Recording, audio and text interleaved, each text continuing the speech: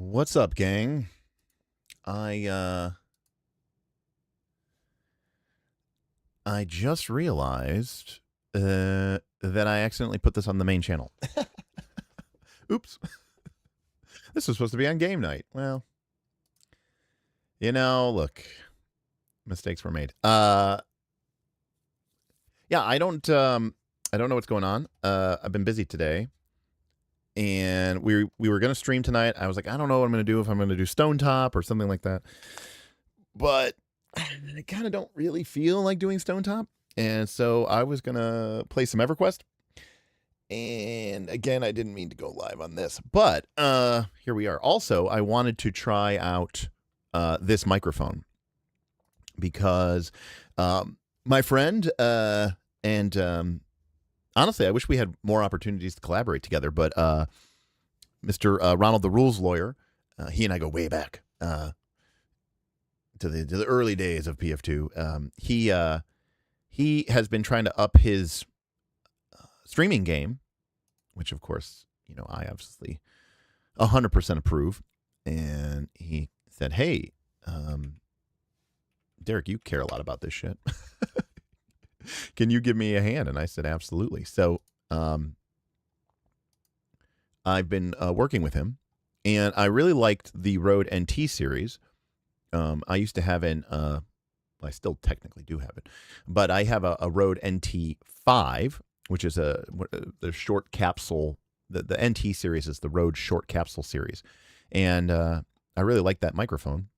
And I had experimented with the NT1, an older version. And I knew, I had recommended in my AV stream that people really look into getting a microphone that allows them to potentially grow with the microphone, which is to say it is USB enabled, but also XLR capable. And again, I had always liked the NT1. And so I saw that Rode had come out with an NT1 5th generation. Apparently, I think it came out, I don't know if it came out late last year or maybe earlier this year, but I was interested in exploring the microphone. So I told him to pick it up, and he was having some problems with it. And I said, you know what? Let me pick up the mic. This is off the USB. This is off the USB. I did a recording before I went live, and I listened back to the play. Fucking nice. I think it sounds great, honestly. I think it sounds fantastic. And again, we can talk. I mean, I'm happy to talk about microphone. We're here to talk about Everquest. People, I'm going to disappoint everybody, because there's going to be people who are like, I was here to talk about, I thought we were going to talk about Stone Top or something. And then someone was like, I thought we were going to talk about Mistmoore, Everquest. We will, but I wanted to test out this microphone first. And yeah, so I told people, I said, hey, I think you should get microphones that are USB and XLR in case you ever want to, go to a full digital filled analog to digital interface. This microphone does that. It has an XLR output. XLR is an analog signal. So what that means, right? So a microphone is just a little vibrating diaphragm. And that vibration moves a magnet through space, through coils of wire. And as the magnet moves, right, the electromagnetic, the way electromagnets work, as the magnet moves back and forth, it creates a electrical signal, a very, very, very, very, very, very minute electrical signal. In an XLR microphone, that signal runs down one of these. This is an XLR cable. And you obviously, it's a sinusoidal wave, right? It's literally an electrical signal. There's no digitization to it. It's just, there's no ones and zeros. It's a true analog signal. It's the difference between a CD player and a record player, vinyl. Anyways, obviously your computer doesn't know how to read that. And that's why you need a converter that converts that analog signal into a digital signal so that your computer can understand it.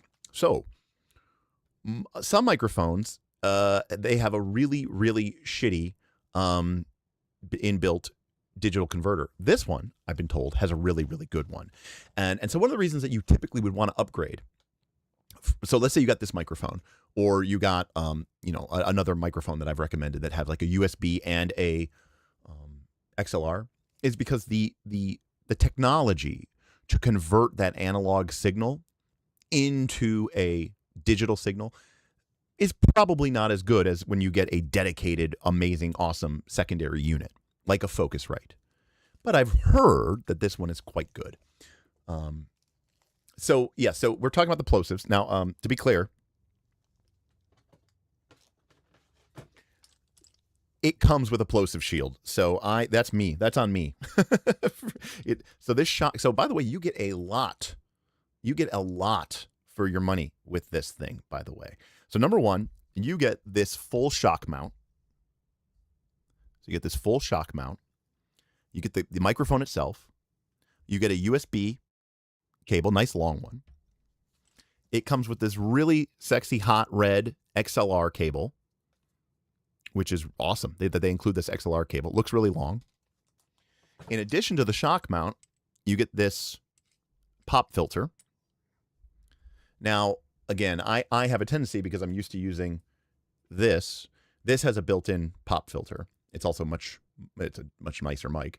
So I'm used to kind of talking right into this. This is a side address microphone, right? So this is a top address microphone. You speak into the top. This is a side address microphone. You talk into the side. So I'm kind of talking over to avoid the plosives, but I might still be getting a plosives.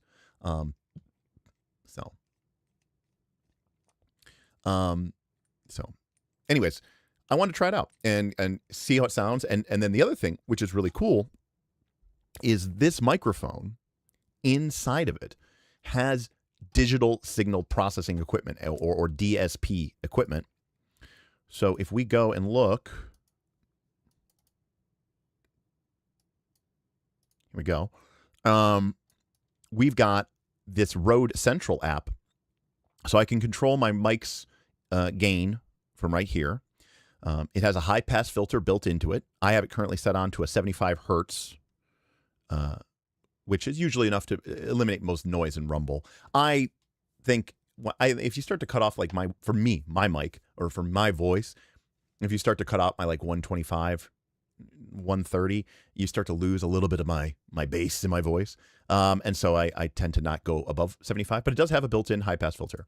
And then it has built-in signal effects processing. And there's 3 options. You can turn it off, right? So this is off. And this is the basic. And this is, using very user-friendly words like sparkle and depth and punch. Now, an audio engineer, these are using effects. But rather than, having you dial them in, it just gives you these, easy to use terms like sparkle and punch and depth. But if you want to, you can go to the advanced tab and you get full access to all of the built-in digital signal processing on this microphone. You get a noise gate, you get a compressor, and then it has 2 Aphex signal processing modules. You get the oral exciter and the big bottom. And I'm aware of these because the Rodecaster, the podcast, this thing, hold on a second.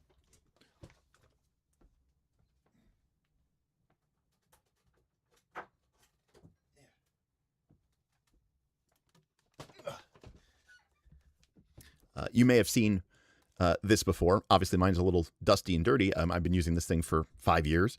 This is the original Rodecaster. Now there's a this is the original Rodecaster Pro. Now there's a Rodecaster Pro 2 that they have out. But this is the original Rodecaster Pro. It's a mobile podcasting setup that I think is pretty great. It's not like super mobile. Like I have my Zoom. I have a Zoom P6. And the reason I like the Zoom P6 is because the Zoom P6 can actually run off of batteries, which is really sweet. This cannot run off of batteries. Unfortunately, you do need DC power in. Only DC power. You can't you can't power it off a USB. It has to be a DC power, and it has to have this barrel jack. Anyways, this is a nice piece of kit, though. I mean, the Australians, they know how to make a nice signal board. Anyways, this Rode, this Rode board has these same DSP packages built into it. So I think that's incredible. So yeah, the oral exciter, the oral, not oral, the oral exciter, and the big bottom, a noise gate, and a compressor. And for most people, you know, you would never need anything more than this, honestly. And again, there's more to signal processing than just this. And of course, you can still add stuff in OBS. But I mean, even for most people, you can go to basic. Like, it's like, okay, if you want your, you know, if you want more high frequency, if you want a little bit more clarity, you know, you can add some sparkle. If you want a little bit more, you know, gravitas and a little bit more of that deep sort of sound that you might get out of a Shure SM7B, you can add a little bit more depth. And then punch is another way of basically saying compressor. Which is, you know, that way you get that, well, compressors tend to make your voice punch through more because it brings up the soft parts of your voice to a louder volume while making sure you don't clip. And so that tends to make your voice punch through more. Although you do have to be careful with the compressor because then otherwise you can hear it pumping and it can sound pretty bad. So anyways, yeah, so if you feel your voice sounds a little muddy and no one can make out what you're saying, and it's really hard to understand you because your voice is really rumbling, you know, then you can add some sparkle just to add some of that high frequency clarity. You know, think of it like sharpening. If you know anything about photo editing, you know, when you sharpen an image, that's like adding high frequency. It's adding sparkle. It's adding that. It's adding the consonants, right? You know, another way to think of it is like. Depth is kind of like the vowel sounds, like the and then the sparkle is the you know, the things that actually give the word's structure. Anyways, I listened to it before we went live. I did a quick sample, and I thought it sounded pretty dang good. If I'm not kidding, if I'm not lying to myself. So, anyways, what problems was Ron having? Well, I wanted to, I mean, he sent me a video and I have to watch it, a recording. So I need to watch it back. But I wanted to kind of take a look here and see what we're working with first. You know, I wanted to get my own experience with the microphone. Now, part of it is he was a little concerned. He's like, I don't think I have a USB because this is obviously a USB-C to USB-C. And he was like, I don't know if I have a USB-C port. And he's like, wait, I think I found one and plugged it in. And I was like, I mean, if it's picking up the microphone, it should be good enough. I don't think there's such a thing as a bad USB port on his computer. So I don't know. Well, it remains to be seen. Anyways, let me know how these levels are. I'm gonna mess around with this microphone for a little bit longer. But overall, to me, and again, like I said, it comes with this this pop filter. But the way I have my arm set up, right, the pop filter screws in here on the side. And so it's supposed to go like, you know, in front of your thing like this, right? And you know, like this, so that you know, avoid the pops. But I don't know that there's a way, because I don't have it on my nice arm. I have it on this kind of cheap one. I don't really have a good way to.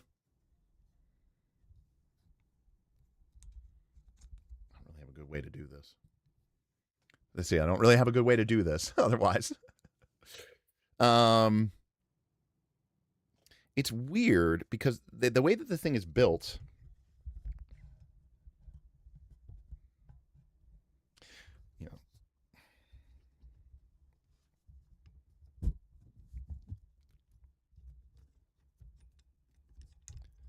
Yeah, I do. I kind of don't like that. Like the way this thing is built, you are supposed to talk into it like this.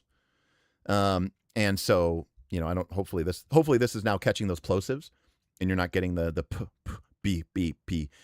Peter Piper picked a peck of pickled peppers. Please send plenty of pizzas pronto. Please send plenty of pizzas pronto. I don't know if that's better. Apparently it is because Vince says it sounds great. I mean, yeah, pop filters do what pop filters do. And again, I will freely admit that my plosive etiquette is bad just because I'm used to using my RE20, which has this built-in pop filter. So I don't really get that. Vince says this is the nicest sounding my voice. This is the nicest my voice has ever sounded. Well, there you go. It's Vin I think is a little biased because he likes the NT1, but now to be clear, this is a condenser mic, so it is going to be a little bit sensitive. That's why it needs to be in a shock mount because it's going to pick up a lot of ambient sounds, and the noise reduction on these microphones tends to not be good. In other words, it picks up a lot of room tone, and my room is probably better than most people's rooms simply because I have things like, huge sound absorbing panels. And I'm not talking about like the cheap, little foam hexagons that you put on your thing, which really don't do much. I'm talking about, 6 inches of safe and sound or of acoustic foam to help absorb some of that room tone. And if there were things going on in the background, you would definitely pick it up, right? A dynamic mic like this is actually a really insensitive instrument. And so you need to be kind of close to really get that sound. It kind of rejects a lot of noise. This microphone is going to pick up a lot of room tone. If you have a loud fan running on your computer or there's noise outside, you are going to get that leak through on this. Now, you can fix that with noise rejection software, noise correction software, but the microphone itself isn't doing the work. And Vin says, yeah, he likes that airy sound, right? So I do like, now I think the Shure SM7B goes too far, and I think it's a little bit too deep. But certainly a condenser microphone in general, Vin, is going to create more of that airy sound just because it's a more sensitive microphone. And the more sensitive microphone are going to be more sensitive to the frequency response. In fact, if I bring up the frequency response of this microphone, I'm curious. Frequency response of NT1 5th generation.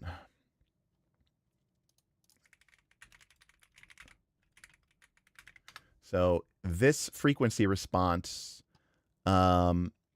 says, so the frequency response to this says it's good to 20,000 kilohertz. And the frequency response of this is good to 18,000. So just alone, now granted, my voice doesn't have a lot of energy up that high, but you can imagine that, if this goes to 20K and this goes to 18K, then this is going to be more sensitive at 15K. And this is going to be more sensitive at 12K than this. So you are going to get more of that airiness to it. Anyways.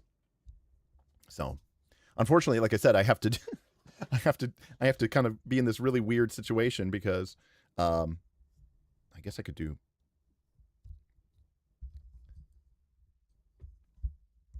this. I don't.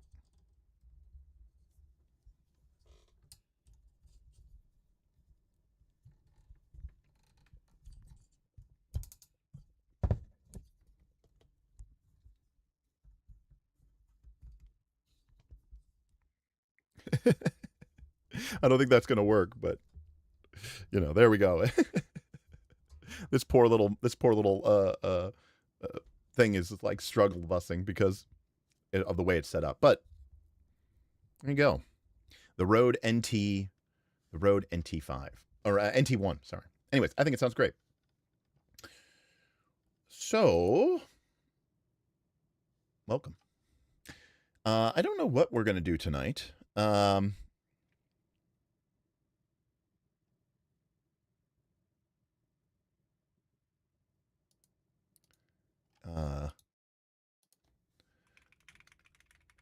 We're gonna play some Everquest. So, again, I said I did technically set this up on the wrong channel. This is supposed to be on my game night channel. We were gonna do Stone Top. We were gonna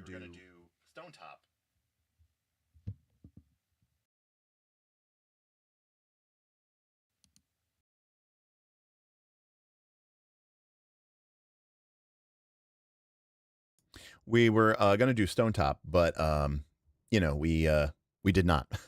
So I just didn't want to do it, I don't know. Plus, we had just such a long stream yesterday. By the way, we do have a tip goal somewhere. Yes. We have a tip goal, which is as long as it's not stone top. Oh, I don't have my green screen on.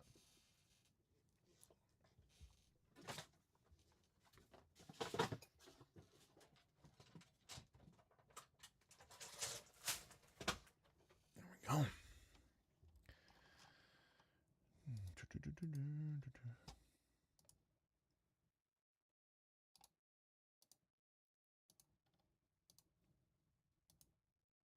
All right.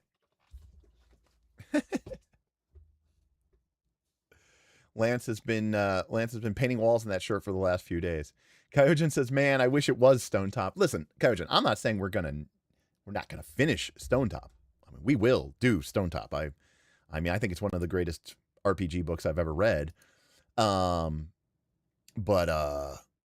there's only so much I can do. I mean, we did a lot of streams. I mean, last week I did Invincible with Bob on Tuesday, and then we talked about a bunch of stuff on Wednesday, kind of as a random grab bag stream. And then Thursday I had Jess on, and then Sunday I was back with the One Ring, the One Ring, and then Monday we had Jess on for like 5.5 hours while we did our Creature Compendium planning stream. So I will admit, I mean, between that and just a really, really busy Gen Con week, I'm pretty busy. So as a reminder, I'm actually going to be out the rest of this week. As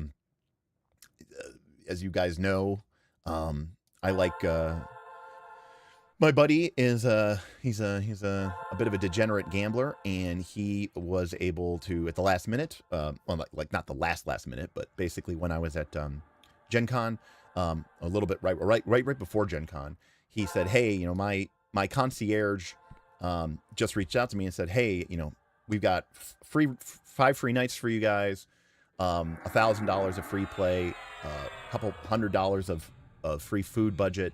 Do you want to come out?" And the truth of the matter is, Vegas will do this when they have empty rooms. They reach out to people and try to fill the rooms because they'd rather have you come in and spend money. And my buddy will spend money rather than having an empty room. And especially to end of August, right? Everyone's going back to school. Tourism's down. It's hot in Vegas. Perfect. Vin says, "Was here for the microphones. Have fun with EQ." See you, Vin. You know what, Vin? You are vindicated. NT1 is a great microphone, and I again, the goal is to eventually, after she's earned her keep, I'm going to actually send this microphone to Jess Redicop, who who has agreed to help me with my Kickstarter project in exchange for used AV gear. In this case, it's not even used. It's barely used. It's very lightly used. So, but I'm gonna give it some. I'm gonna hang out with it a little bit and get to know the microphone a little bit, so I can help her and I can help Ronald with their setup. But overall, like I said, I did a quick test of it and it sounds good. Very sensitive. I mean, people were complaining about the plosives, and again, that's one of the downsides of a compressor. A condenser microphone like this is it is very sensitive to those P's and B's as well as to ambient noise in your surroundings. But apparently, once I put this pop filter on, it got a lot better. By the way, shout out to Insight, who is here. Streamathon when? A shout out to Insight, who sent me his old Google Pixel 9. It arrived, and I got to set it up, but my old phone is basically completely unusable. Half the screen is dead, and the half that's alive flickers, and sometimes I can get through some stuff, and basically it's been completely useless to me. So anyways, so shout out to that. So when would we do a streamathon? I don't know. Like I said, this opportunity to go to Vegas pretty cheaply came up, and I'm going to take it. So not a lot of money to spend, obviously, in Vegas, but the pools are free once you're in the door. And of course, a room at something like the Aria can be $500 or $600 a night, and we get that room for free. So it seems like it's a pretty good deal.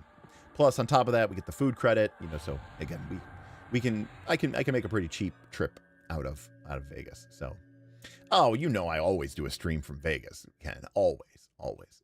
What's up, Garblag? Evening to you. Did you end up making a decision on the workbook version of your bestiary? Yeah, so the final decision was we are going to proceed with the core compendium, the bestiary, A5, standard bestiary. It's going to be organized probably into chapters of the different species. So, you know, all the humanoids, all the constructs, all the beasts, all the monsters. And then within that, it'll be alphabetical. And then separately, as a stretch goal, we will have a sort of encounter book, which will likely be digital or print on demand, you know, something that people can use for their own purposes. They can print it out at home, or they can get it printed themselves, bind it however they want. Potentially, if there's enough interest, you know, maybe we could offer a version where we print it for you. But you know, that really depends on you know, what it goes through. So yeah. By the way, since we're playing EverQuest, feel free to ask RPG. By the way, as I said, this was supposed to be on the other channel, and I just forgot. Because I didn't change the stream key. So when I hit start streaming, it just started streaming here. So by all means, please ask any sort of RPG questions. I'd be happy to answer them. So it's the least I can do. Hey, there we go. Okay, let's see. Oh, I'm not on Twitch. All right. Let me put myself on Twitch.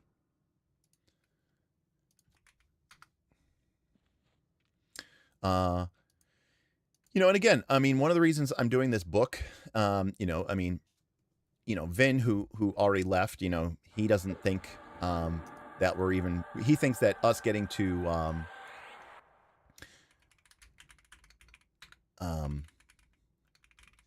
he thinks that us getting to even $20,000 of backing will be quite the stretch. I don't know enough to know that if he's wrong or not. I am going to be extremely cynical and cautious about any sort of performance expectations. I do know that I'm going to be brutally honest with the goals for the campaign. I cannot afford to lose money doing this. And so if I get stuck producing it, I need to make sure that I have, you know, my ass covered. So there is no situation or world where I am not going to be very conservative. If it's going to cost me $25,000 to buy the art, to commission the art, buy the art, to pay people who are helping me write the book, pay for any additional things that might come up, like marketing or payment fees or whatever. If that's going to cost me $25,000 or $20,000, I'm probably going to set the goal, 5% higher, 10% higher. And if we don't hit that goal, the book doesn't get made. Because I can't, I'm not in a position where I can just be like, fuck it, we'll do it,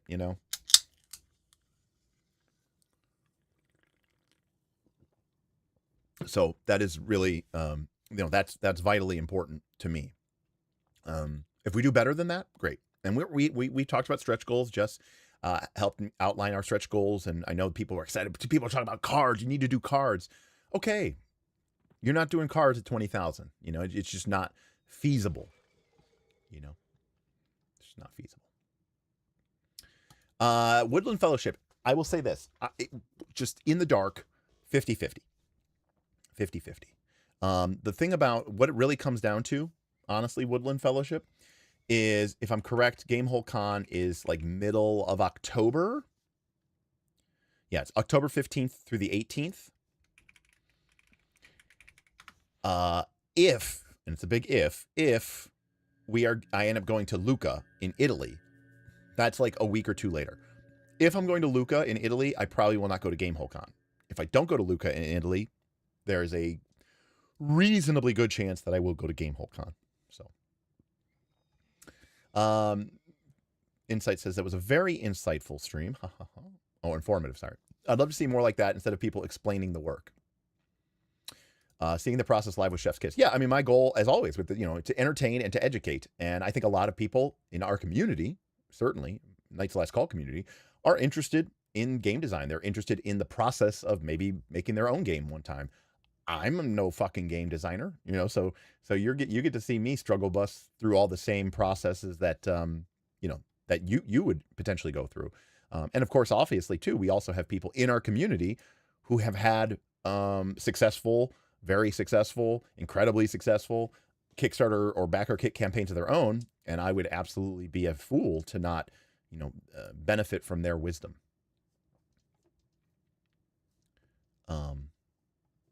Hey, what's up, Ben?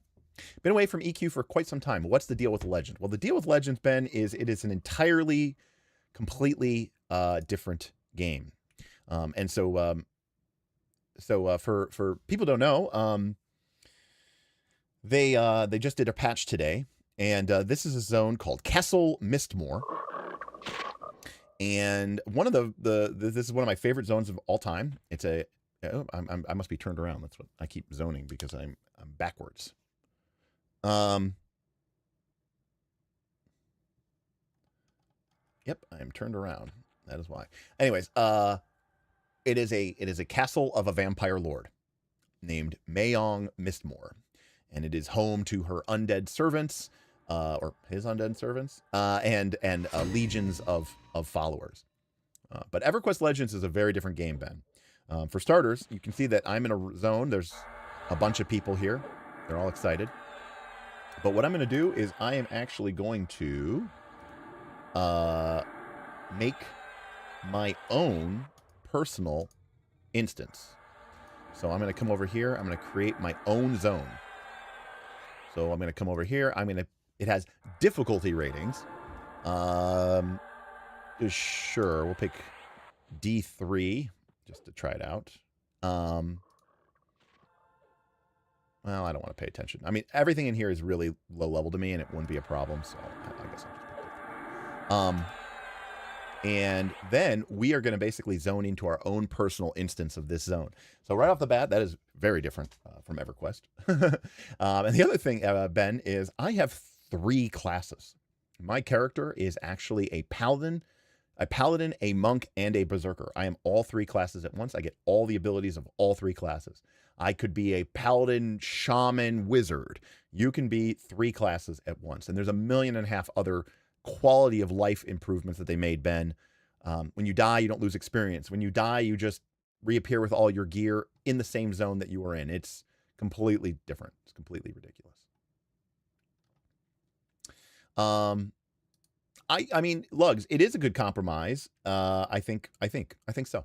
Now, the downside, Lugs, is we will not be making the encounter book unless we do well.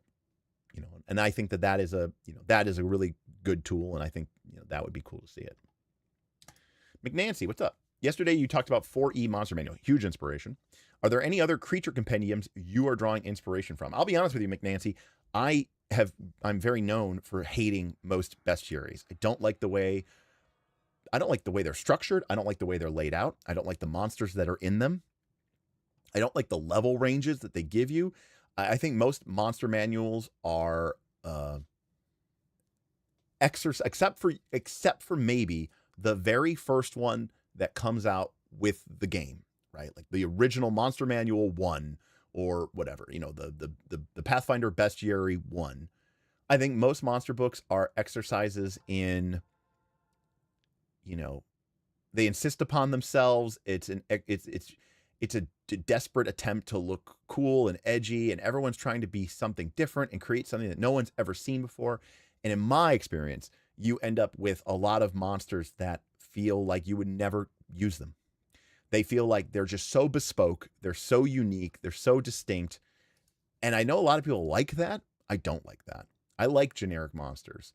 I like getting to learn monsters. In fact, one of my rules is the rule of 3. I think every monster should be encountered about 3 times. The first time you encounter it, you don't know what the monster does. It's a little bit of, it's scary. It's challenging. Maybe it kicks your butt a little bit because you don't know what it's capable of.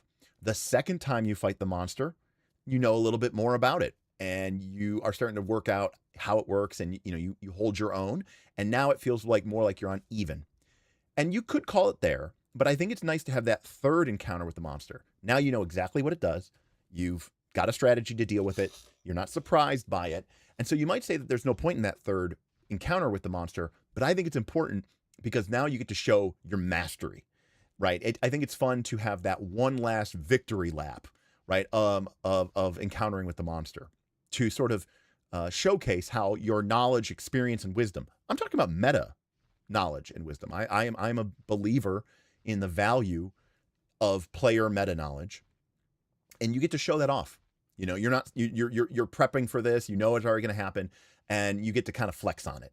And I think that's important. Now, once you've flexed on it, once you've defeated it, probably at this point in time, by the time you've encountered the monster a third time, you've probably gained a level or something. You've gained some additional experience points. So now the monster, even mechanically, isn't as much of a challenge. Now, encountering it a fourth time or a fifth time, that's kind of beating a dead horse. You've already proven that you sort of, have defeated the foe, and you know what the deal is. But I think the 3 times is good. 2 is okay. But I think a lot of monsters and a lot of games and Venture Pass, the way they're written, is like it's one and done. You fight that monster once. And I'm not a fan of that. Does that include the Forbidden Lands Book of Beasts? It does, Lugs. It does. It does. I don't really like the Forbidden Lands Book of Beasts. It's okay, but it's behind my green screen. Well, Lugs, that's a great question. How much money should you get per budget per person? Well, the cost is going to be all in travel and in travel and hotel. It's going to be like 80% of your costs. I mean, you could obviously spend hundreds or not, if not thousands of dollars on the gaming floor, but like, unless you're just buying, but I mean, that's the amount of money you would spend anyways. If you're just there to, play games and you signed up in advance, the badge is like, $120 and you buy that technically in advance, and events might be, $4 to $6 a piece. So you're probably only going to be spending $20 a day at most. It's pretty cheap. There's plenty of relatively cheap food options. I mean, if you want to get some fancy schmancy dinner, it's going to cost you. But Indianapolis is not an expensive town. There's a Steak and Shake, and there's a Shake Shack, and there's a Five Guys, and there's a Chipotle. Like there's cheap places. There's food trucks, which I think are overpriced, but it's not too bad. Steven Glicker and I, we like to go across the street to the Lucas Oil Stadium where the Colts play, which is also now part of the convention. That's where we stream from on the last day, and you can get food there from like the concession stands, which is totally fine. But anyways, my point is, nothing is really expensive about Gen Con, really, except for if you're going to go and buy a shitload of books. And again, that used to be much more appealing because back in the day, it was like, this is a Gen Con exclusive. You will not be able to get this anywhere else. Or these are the 10 boxes that we have in the country. And once these sell out, we don't know when we're getting a second printing. It might be months or even maybe end of the year before anybody else gets these in stock. If you buy it at Gen Con, you might be one of the few people who own it. And if that's a big deal to you, go for it. But nowadays, I mean, I've been to Gen Con before, and people at home got their book or game first because it got sent to them. We live in a sort of Amazon Prime world, so the exclusivity of the deal, and like people used to give you these really crazy, awesome Gen Con deals where it was like, oh man, like if you if you buy this and you get a massive discount and you get this crazy deal. Yeah, there's no deals anymore. The people at Gen Con, they pay way too much money for those booths. They're not giving you any deals. So, no, I love Flea Mortals. Flea Mortals, obviously, extremely 4th edition inspired. In general, I think Flea Mortals is an excellent monster book. So, we are... I'm going to check out Mistmoore. So this is Derek, my Froglock Paladin, Monk, and Berserker. And again, like I said, this is a zone full of dark elves who serve the vampire. And dark elves who serve the vampire, and we are going to think so. All right, well, I'm pretty sure this is a new piece of gear. The Gilded Mistmoore Visor. It's a face slot item. Gives strength. Pretty good AC, actually, for a face slot item. And it gives saving throw versus... giving resists versus fire. All right. I popped in here for a few seconds, but... and again, you can see that these monsters are all very low level to me, so I'm not even getting experience for this. We're just here to explore the zone a little bit. So this area here is called the Courtyard. And, you know, I remember being here, you know, coming here in my 20s. And, you know, back in the day when you played Everquest, you know, you just basically, you know, you'd pick one spot and you'd stay there for hours and just camp and camp and camp and camp.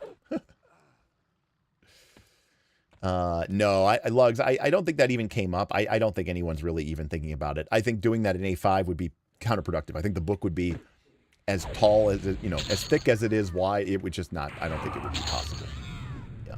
Also, too, Lugs, I don't want to do, one of the reasons that I kind of decided to just go with the traditional A5 is because if I can't do the book in a landscape double wide format and be able to put like 4 or 5 or 6 monsters onto a single spread, I don't want to do it. So by printing it, the core book in A5, and then doing the other book separately, I can do it in a different format. So the encounter book will not be A5. The encounter book will not be A5. It might be some asinine form. Like it could be, you know, it could be landscape letter, or it could be, you know, A4, right? It's going to be something different. So anyway, so yeah, we're coming into the Mistmoore here. And here we have the, no, the joke for Psych was, I was like, people were talking about format, and I was like, no, I was like, it was going to be landscape, and we're gonna spiral bound it on the short ends. And so this is the tower. This is the one of the basically like the watchtower, the guard tower of Mistmoore Keep. It kind of sticks out from the sides. Oh, we got a guy over here. And one of the cool things about this game is like you see these gargoyles. And they don't show up, but then when you get close to them, they animate and they attack you. And it's just one of those really cool things in EverQuest. Yeah, Star Wars Saga Edition, right? Again, my green screen's up. I keep trying to go back there. The Wild Sea books are particularly kind of, you know, they're kind of wide. So, you know, it could be B5, it could be A4 landscape or something. You know, there's a lot of different options that we have. So when they revamp a zone in Everquest Legends, they do a couple of things. One is they will occasionally add new named NPCs. They'll add new treasure to the drops, and they'll add new NPCs to the zone. And those new NPCs will drop good gear. And so far, what people have learned with Everquest Legends is that the revamped gear, in some cases, you know, like one of the classic dungeons that people have been, you know, it's been around since the beginning of the game, is called Befallen. And people were like,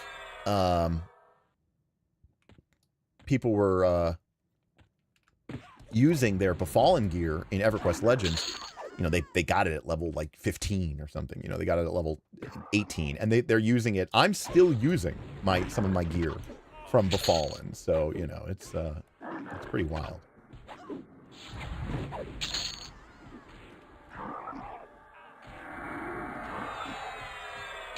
Got it. So Rich says, I don't believe they added any new NPCs, but they added drops. There is a monk beast weapon for sure. Well, I am a monk.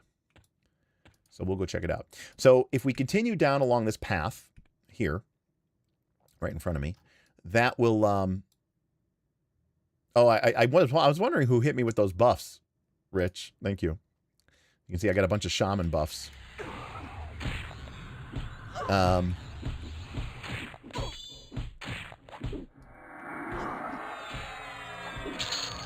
But if we continue down that path, that'll lead to the castle. This is the graveyard. And we got some... Oh, like, see here, look at this. We got a green. This guy's actually technically worth some experience for me. And the Bloodstone Eye Patch. I think this guy always dropped this.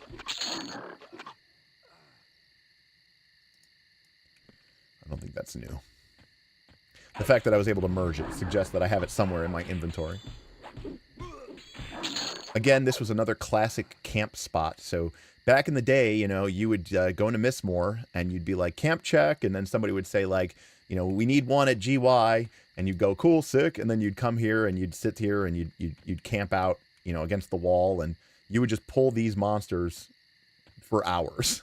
This is all you would fight. You wouldn't go explore the castle. You wouldn't. There was just no reason to do it. It was a completely different game, honestly.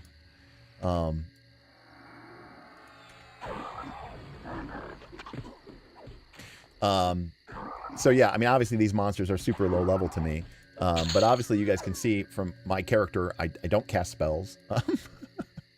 My character is a berserker and a monk and a paladin, and all I really just do is swing my sword. And I'm just checking this out to see if I don't know anything new or interesting spawned. Now behind the mausoleum, there is a floating book named Shishishishishiji. I'm gonna go kill him. And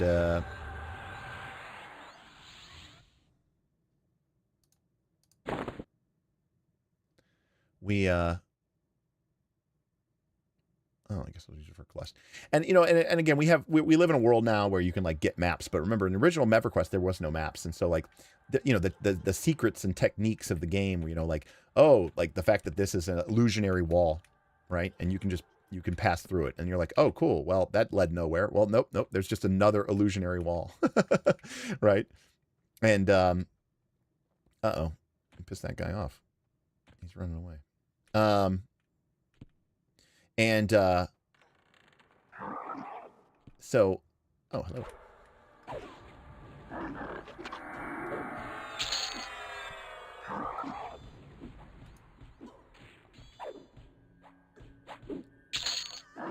And then, like, you know, you'd look at like this door.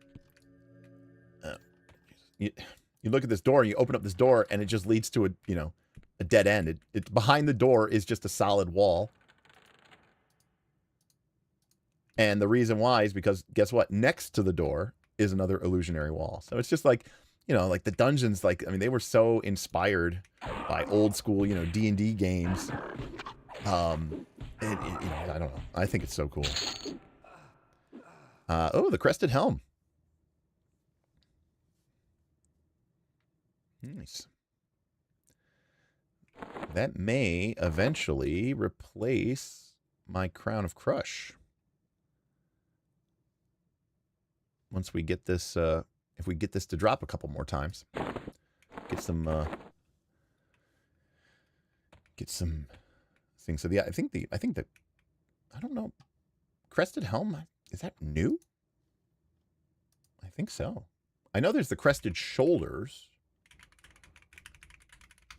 but I don't recall that item. I'm looking it up.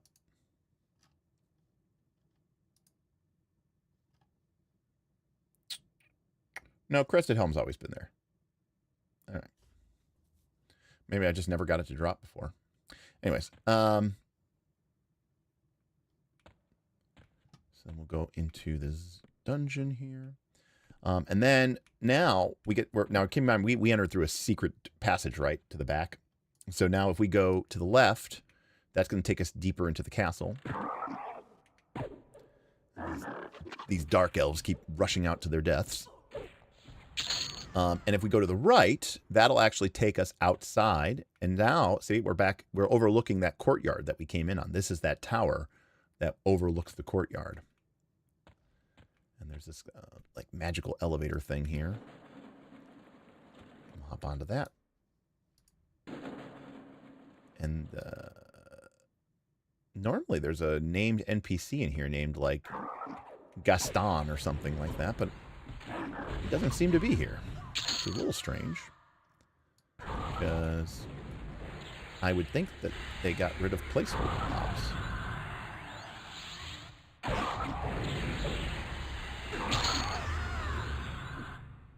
Normally, there's a guy up here. He can actually drop... I think he drops the Mistmoore shield. But apparently, he is not here.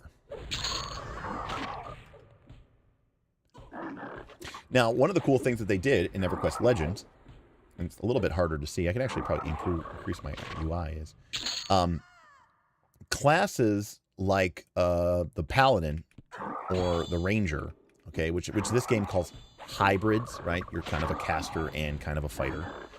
They get access to this special invocation. In Everquest Legends, this is just in Everquest Legends, you have a stance, which is sort of like your martial stance, and then you have an invocation, which is like a magical stance. It's called your invocation.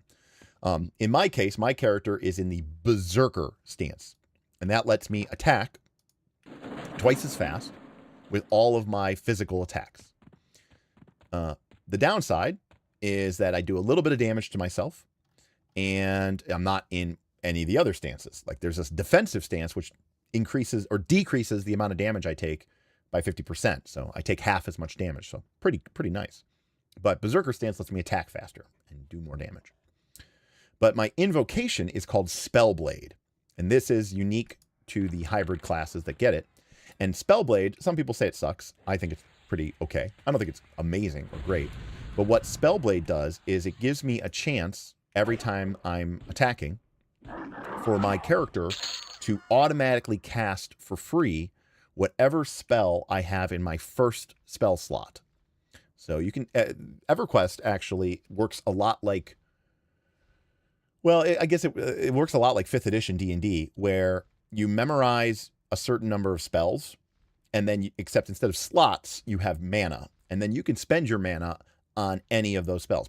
But I don't have all of my spells. I don't have access to all of my spells. I can only get access to... Well, in original EverQuest, the max was 8.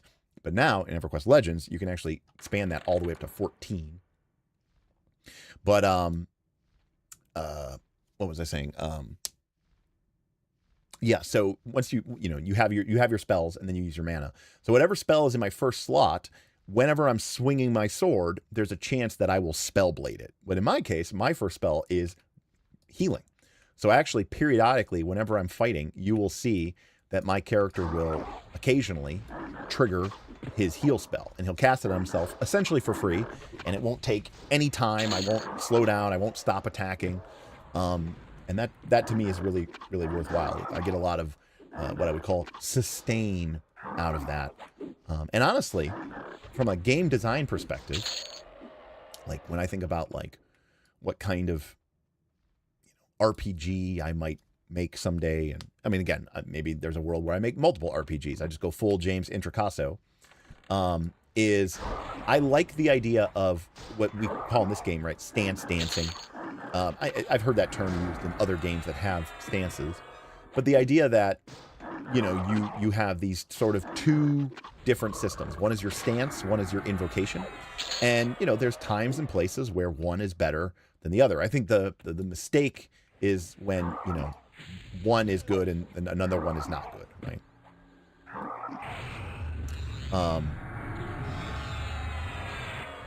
So, hey, look, it's Lasna Shashukati. She dropped something.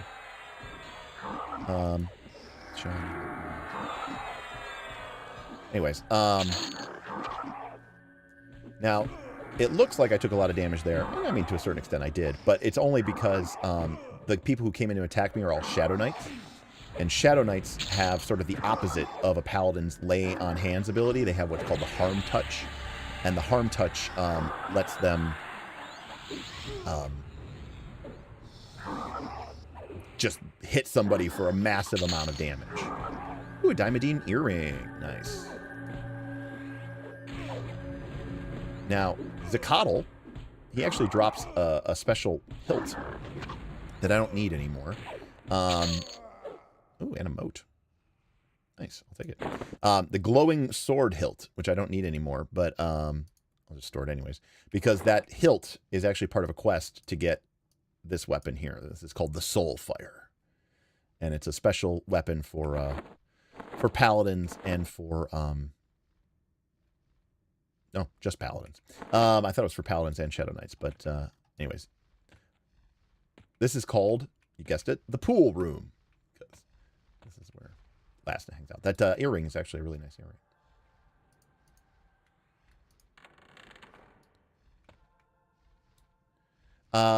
What do you wonder if that would be really good? I mean, to be completely honest with you, I mean, a lot of my, I mean, I don't necessarily know that it's great design, but a lot of my dungeon experience comes from games like Everquest, and I mean, I think it's a good game. Anyways, we're here to see what if anything new drops. I also read something about like it gets tougher or harder or something at night, you know, because that's when the vampires come out. Now, I will say it's a little disappointing because one of the actually weird things about Everquest is, despite the fact that there is a place called, remember, it's called Castle Mistmoore, and the fact that Mayong, who is the vampire, there he is, Mayong Mistmoore, the fact that he's never been in the game. So this is like his bedroom. He's not in the game. He has a crypt. He's not in his crypt. They never put him into the game, which is a little weird. So.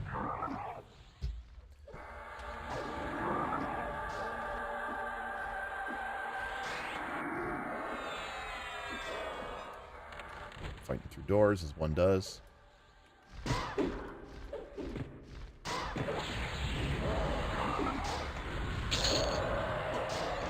Anyways, so I'm sure I will do a stream from Vegas, and I think you know, when I get back, Jess and I have a plan. So I get back on Sunday, or technically I get back. I'm taking the red eye, so I get back Monday. But Jess and I have already planned for me and her to meet up again on a stream on Monday. So we'll be back in about a week. Here. Yeah, we'll see how that goes. Yeah, I heard that, Zalandros. Somebody told me. I mean, I played a little bit of yeah, no Lord of the Rings on Sunday, which is one of the reasons why I really wanted to complete that that adventure. The Tarnished Ancient Tiara. Okay. I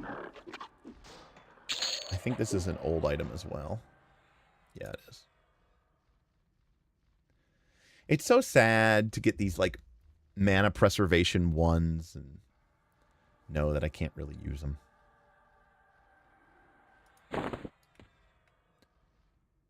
There's just, like, I don't know. I get these cool, it is a problem for me. It's like, you know, I get these cool items and I just can't bring myself to just sell them. So my inventory is just full of just shit.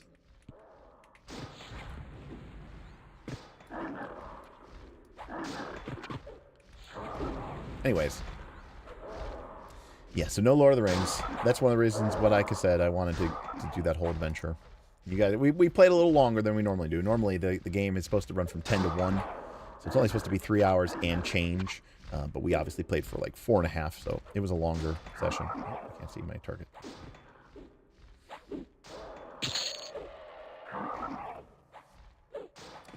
Now you can see that in Everquest Legends, some of these gargoyles on the higher difficulty levels, they're multi-class too. Like this gargoyle is a warrior monk.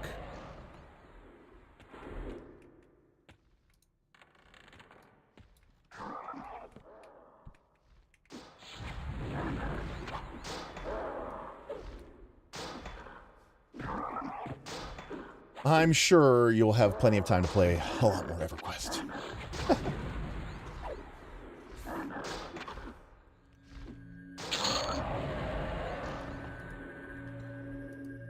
And again, if you're joining me, I apologize. I wasn't sure what I was going to stream tonight. But then I kind of decided I wanted to check out. Jackal said, "Oh, did you check out the new Mistmoore yet?" Because he knew that this is one of my favorite zones of all time. And actually, I should caveat that by saying there was an expansion. It was like the, I don't know, like the 6th or 7th expansion for Everquest, and it was called Lost Dungeons of Norath. And what they basically added to the game was a bunch of, they added 5 procedurally generated zones to the game. And one of them was called the Dungeons of Castle Mistmoore, as I think it was, one of the 5. And so when I say that Mistmoore is one of my favorite zones in the game, it's true. It is. I love it. I love the castle, the vampires, the undead, the gargoyles. I always thought the treasure was so cool. I mean, if anything, I just wish they would have made, I wish they would have even made it, added more to it. More crazy monsters and stuff like that. But when they did Lost Dungeons of Norath, they, as one of the 5 procedurally generated, they basically created the Dungeons of Castle Mistmoore. And you would go to Mistmoore in the zone that we are right now, and then there would be a special zone in where you could enter into the procedurally generated dungeon and fight stuff and do stuff. And boy, I love that. I love that so much. I love that expansion. Lost Dungeons of Norath is my... So anyways, so in addition to Castle Mistmoore being one of my favorite zones of all time, the Dungeons of Castle Mistmoore was also one of my favorite zones of all time. So it kind of gets double credit.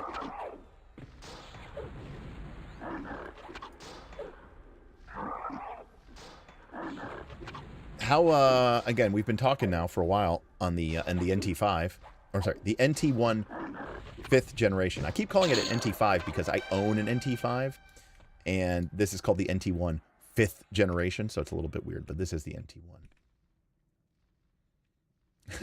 Scotty says, watching from work for the first time. I'm the only one here, and I'm playing on a 70-inch screen while I finish up on a proposal.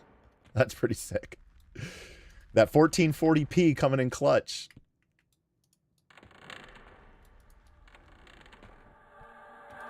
Now I'm noticing something, which is like, like this is the, I think there's like that, there's supposed to be like a named monster in here. I feel like I thought they would have gotten rid of placeholders. Like, it was weird. Like, we went to the watchtower, and there should have been Gaston, but Gaston wasn't in the watchtower, which makes me wonder. That kind of makes me a little curious. I'm actually going to run back to the watchtower because I'm a little bit kind of like, I thought that was a little strange. Stop by the pool room and see if we can get another Diamondine earring. Hello. I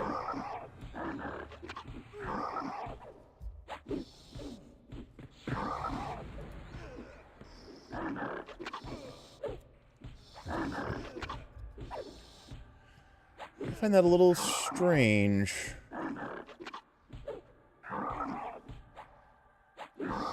I will say they added in the updates, they added the that you can make the cursor bigger. So I'm absolutely loving that the cursor that is on screen is now larger. Because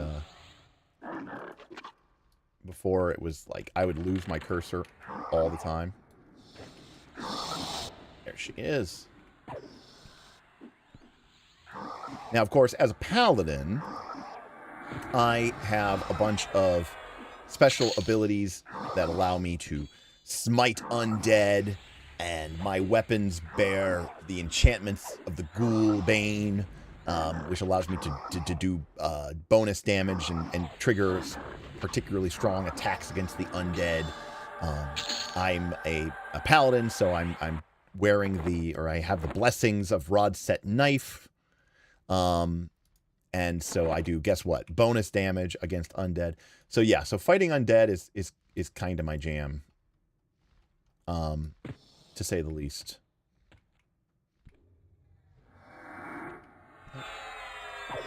So when I fight things like a vampire and stuff, I just get all these extra options to just do a bunch of bonus damage and just kill them pretty much instantaneously. Now, obviously, these guys are lower level than me, but... I've said this before. I've said this before, Rich. Rich says, got to get 2 more levels, and then we can go into the plains. At level 46, I'm 44. The game, it goes to 50. At level 46, your character can enter into the plains. I actually don't like the plains. I don't like it. I am probably, honestly, I'm not even going to lie to you, I am probably more likely to, you know, get to 45. Maybe I get to 46. And probably just start over at 10 with a new build. You know, maybe even pay money to get a primary class unlock token and just do a completely new build. The planes don't really interest me. I find them to be flavorless and boring. They exist as big, huge open areas for massive guilds to grind and get gear. And that is the part of MMOs that I have always hated. So there's very little about those planes that interest me. In fact, what most people describe from the Plane of Sky is, quite frankly, the least appealing thing. Like, I mean, I could almost do Plane of Hate or Plane of Fear, but the stuff that people do in the Plane of Sky is actually actively unappealing to me. It's one of the reasons why I've always sort of struggled with MMOs, is because the whole concept of the end game. Oh, there he is. So he did spawn. There he is. It's Garton. I always call him Gaston, you know, from Beauty and the Beast. But yeah, so I don't really care about getting gear. I play the game for cool zones with really, you know, cool little nuggets of backstory and interesting visuals and fun environmental storytelling. Oh man, I'm almost dead. Oh, I know why. So this is actually my greatest. I almost died there because I wasn't paying attention, because this guy has a damage shield. And damage shields are my #1 thing that will kill me, because I attack so quickly with my character that I will literally kill myself against a damage shield. So this guy had a wizard damage shield and a druid damage shield on him. So every time I was hitting him, I was taking like before I dispelled him, I was taking like 8 damage or something, or 9 damage a hit. Well, I'm attacking several times a second. And so between my bash and my dragon punch and my flying kick and my smite and my frenzy, and I'm dual wielding, and I attack really quickly, and I'm in a berserker stance. So all of these, my bash, my dragon punch, my flying kick, my smite, my frenzy, and my dual wielding, all happens twice as fast. So yeah.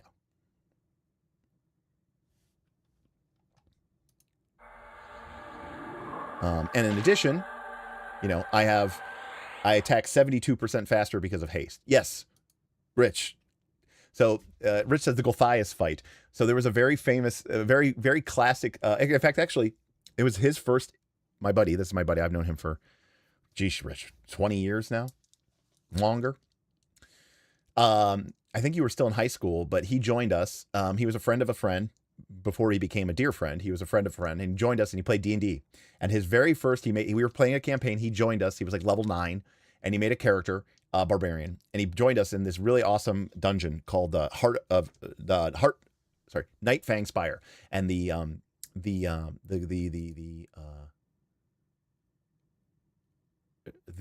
boss of that dungeon was a vampire wizard named Gulthias. And we had a ranger in the party, my buddy Chris, and there was a ranger in the party who had like really spec'd on not just double attack, right? Not just dual wield, but superior dual wielding and ultimate dual wielding. And his character was like level 11 or 12. So he had 3 attacks, and he had the feats to make 3 attacks with his offhand. And he was hasted, so he could make an additional 2 attacks. So he could make 8 attacks around. This is in 3rd edition D&D. But Gulthias had fire shield cast on him, and it was like an empowered fire shield. So it did like, instead of doing like D6 plus 15 damage, it did D6 plus 15 times 1.5, right? So on average, you took like 25 damage attack. And Chris just loved attacking. So he like went up to the vampire and he went, brrr, he did all of his attacks and he hit the vampire and then he just died. He died. He did so much damage. He attacked the vampire so many times that the flashback from the empowered fire shield that the vampire wizard was wielding killed him. Like in like the first or second round of the fight. It was pretty crazy. I have heard, I mean, I believe it. I do get triple attack. Yeah, so that might be a good reason for me to retire at 46. I also get superior healing at 46, which I think is really cool. But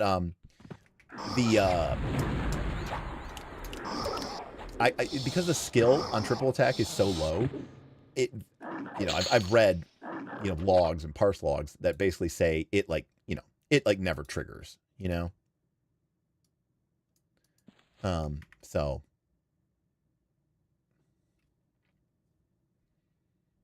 it's kind of disappointing.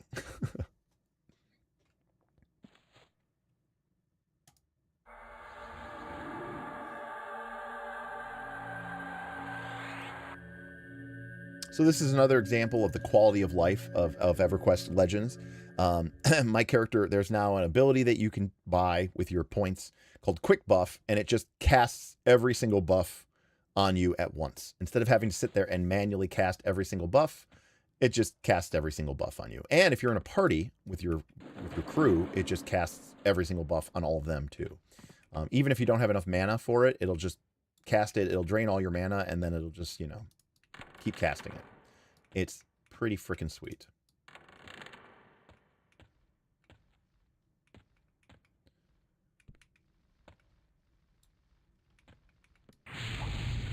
Hello.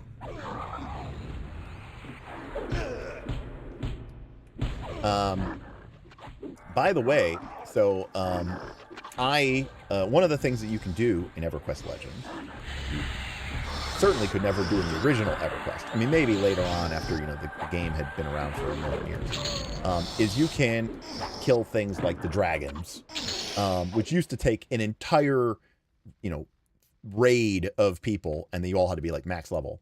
Well, now, you know, you could be like, you know, in your 40s and go kill them by yourself. And I had never done that. So I went to go do it the other day, and I went to fight the white dragon in Lady Vox.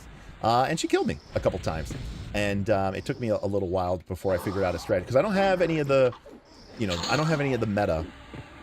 You know, that's not to say that, I mean, my character sucks, but I don't have any of like the really good, I don't have any of the really good stuff, which is like Enchanter and Shaman. Paladin is considered pretty good, but I don't have any of the really powerful stuff, which is Shaman and Enchanter.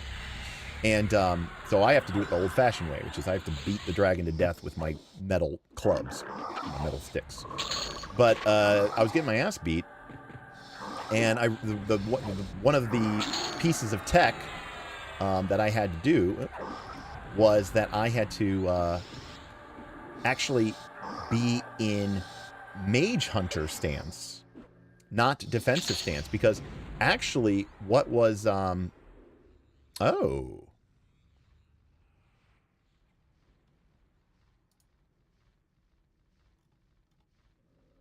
Platinum Skull Ring. Cool. I don't think I've ever gotten that before.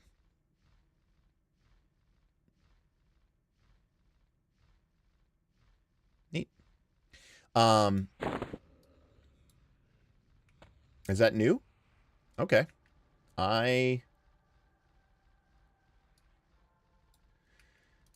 Okay.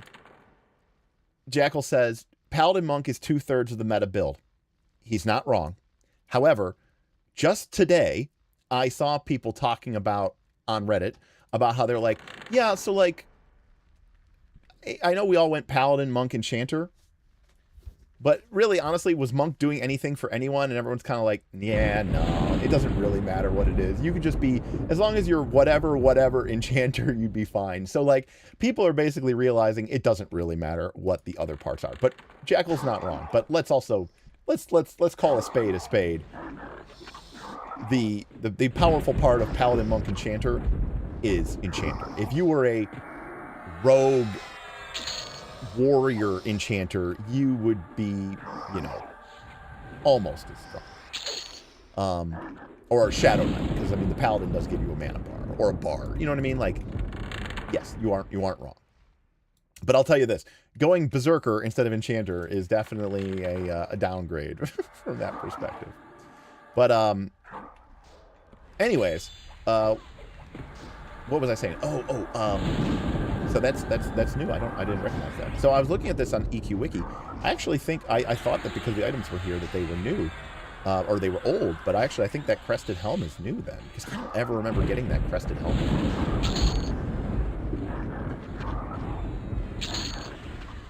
Okay, but Wes, I've seen the parse logs of people.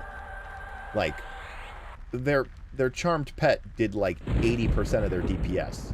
Like, who cares what your haste or your, you know what I mean? Or like, you don't need mend if you're not being attacked. I don't know. I mean, like, I'm not arguing that monk isn't awesome. You know, I'm not saying that monk isn't cool. I like it. It's fun. I'm just simply saying, like, I mean, I've seen the parse logs of people, and I'm like, oh, okay. I mean, you could basically put anything in.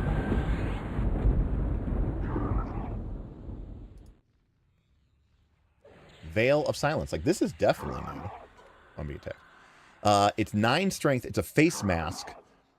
All. 7 AC, but it gives you negative 29 mana. Interesting. That's new.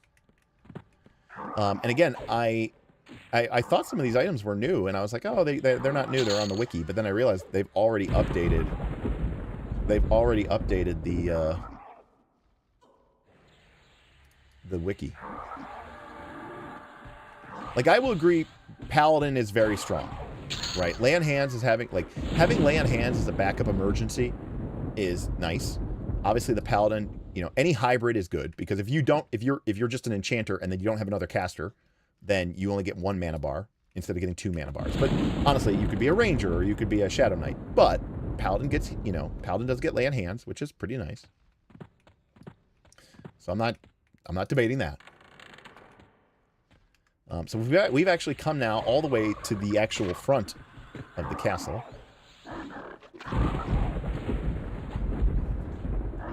But I'm simply saying, like, if you were a paladin shaman enchanter, you'd probably be stronger.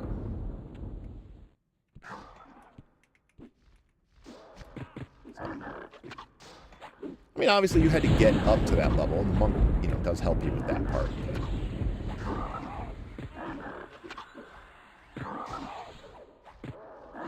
But anyways.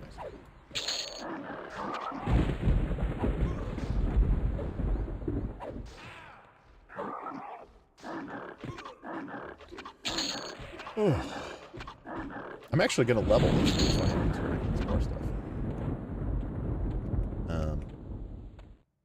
Yeah, so if we go around here, come out here, this is the main entrance. So again, remember, we kind of came in through that secret back door, right?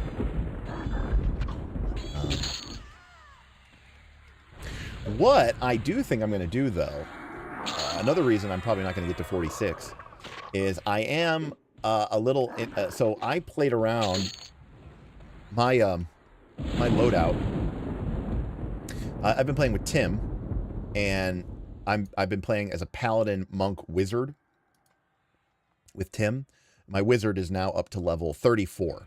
So honestly, my wizard is almost as high of level as my main, because Tim and I have really been playing a lot. We've been playing a lot of lower gook. And Tim's a wizard. So Tim's a wizard, and I'm a wizard. And we've been, you know, duoing in lower gook and having a lot of fun. Just doing, like, crazy AoE. A lot of fun. And you know, I sit in defensive stance, you know, or evasive stance, depending on, you know, what we're feeling like doing. And Tim's a ranger, so I have evasive because I'm a monk, and Tim has evasive because he's a ranger. And then we just AoE, and it's been really fun and taking everything out en masse. And Anyway, so this is the front entrance of the castle. I just wanted to show it to you. And so I kind of like the idea of doing an AoE build, and doing something with the bard. I've heard that the bard can really, because of the AAs and stuff, they can really break the game or something like that with their AoE DDs or something like that. I don't necessarily need to break the game, but I do love the idea of just AoEing everything down, because that's actually one of the main reasons the enchanter style of play doesn't interest me. Which is to say, like, you pull 5 things, you pull 6 things, and then you AoE mez them all and take them out one by one. Nah, I just like fighting everything all at once. I was playing a warrior for a little bit, because I think I'm going to be warrior with the Knights of Last Call group to be a better tank. And the warrior has his cleave, which is sort of like a frontal cone melee, and then the monk has their round kick, which is also sort of a frontal cone AoE. And just with those two, I was putting out some pretty healthy, respectful damage just on that. Oh, it's the gypsy room. So I do like AoE a lot.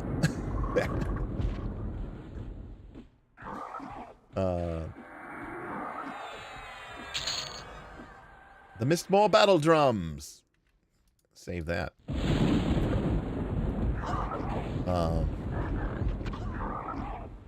Trying to think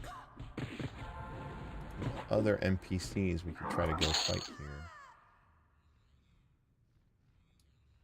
Oh, there's the bronze.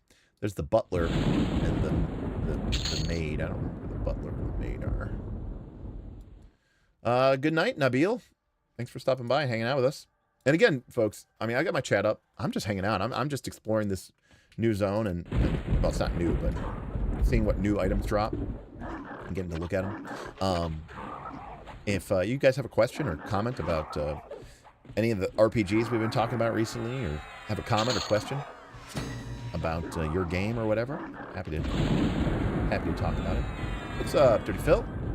Speaking of folks who like to hang out, Dirty Phil here, who's been petitioning to have Jess take Steven Booker's spot in our Daggerheart game, which will eventually occur.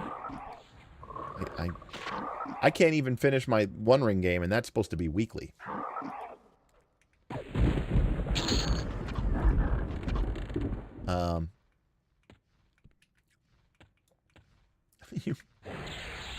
Oh, that's not my DD.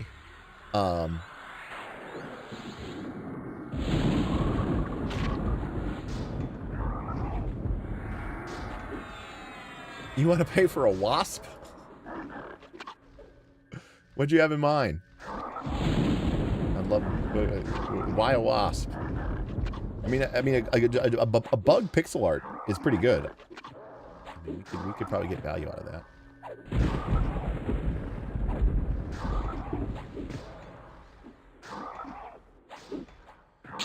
There.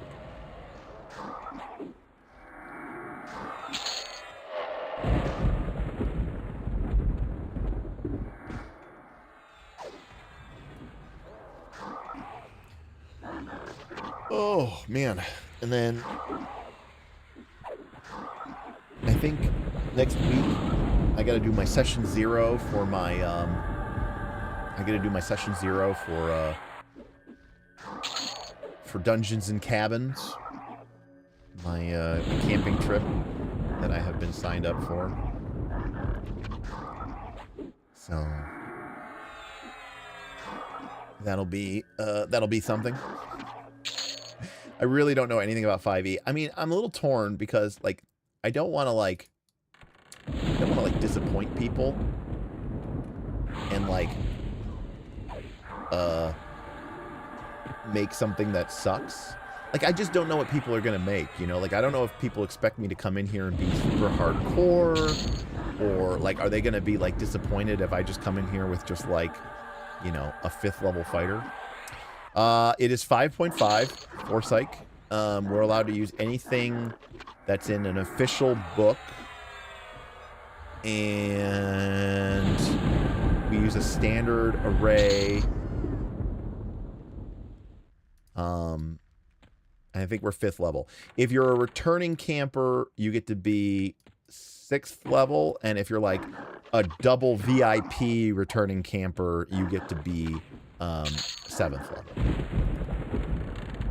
But like, oh, here it is, Butler. I can't remember what he drops. Thing is like, I don't really care about being broken. Like, I don't view 5e as a challenge-based game. It is a challenge-based game, but it just, I don't know. Being good at 5e feels like being good at tic-tac-toe, you know? Like, what are we doing? Well, that's also where you sort of leave. You and I disagree. I actually don't really like druids. I'm not a big shapeshifter. Actually, my favorite druid, the Nightshade Wraith. Cool. Oh, that's the other thing that we can change now. I forgot about that. We can change the scaling on the UI. Look at that. Now everybody can see. This is 1.25.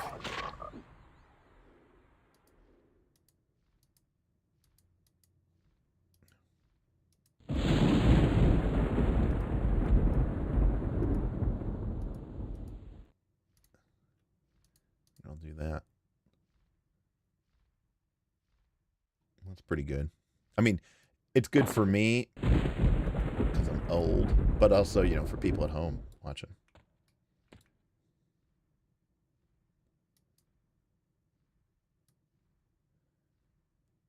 Interesting. I can make it narrower, but I can't make it smaller. That's funny. All my boxes are all stacked on top of each other now because I increased the UI scaling.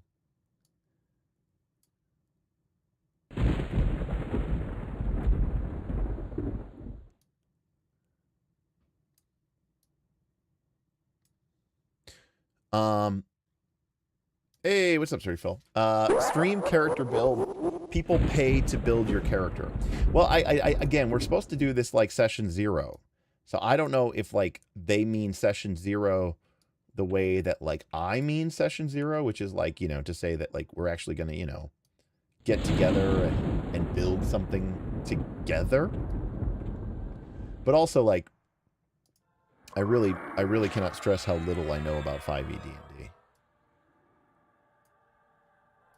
And I know even less about 5.5, which is to say, if they've made changes to the game, I don't know about them. Well, that's the thing. I mean, without sounding too rude, I feel like people's help is going to be like, oh, you gotta be this broken thing, and you gotta be this broken. I'm like, oh, dude, do people not understand me at all? I don't like broken things.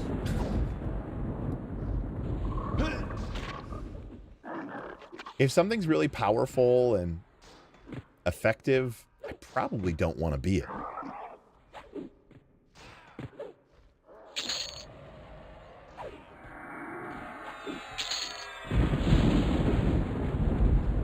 Anyways.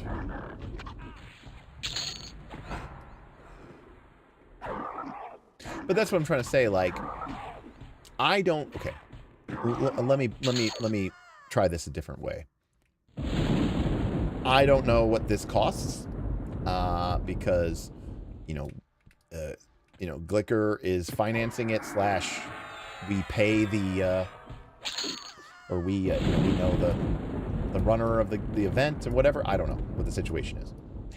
I'm imagining it's not cheap. And so for some of these people, this is like a big deal for them. And for me, it's kind of just like, whatever. And so I don't want to ruin it by showing up with some crappy character. But I also don't want to ruin it by showing up with some uber meta game, you know, cheese build, right? So hopefully that kind of makes some sense. Thank you. I literally did not know that, Dirty Phil. I mean, I assumed it was expensive. That is an expensive camping trip.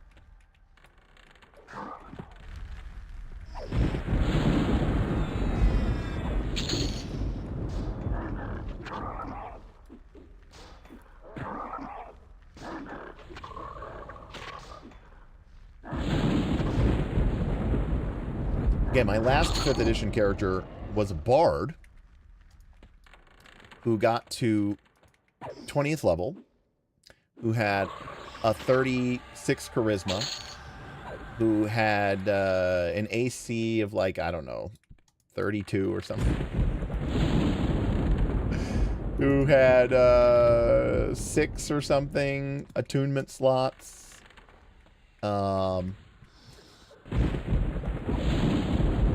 Who did like 500 to 600 damage around melee. You know, a standard 5e character. Now you might be saying, what build did you use to do that? Nothing. We made that up. It was nonsense created by Smith on top of nonsense. See, what's important to realize is that, like, oh, when we play D&D and stuff, our characters end up being really strong and really powerful. You might even use the term broken. But we don't bother to do it using the rules of the game. That sounds boring. No, instead, we just,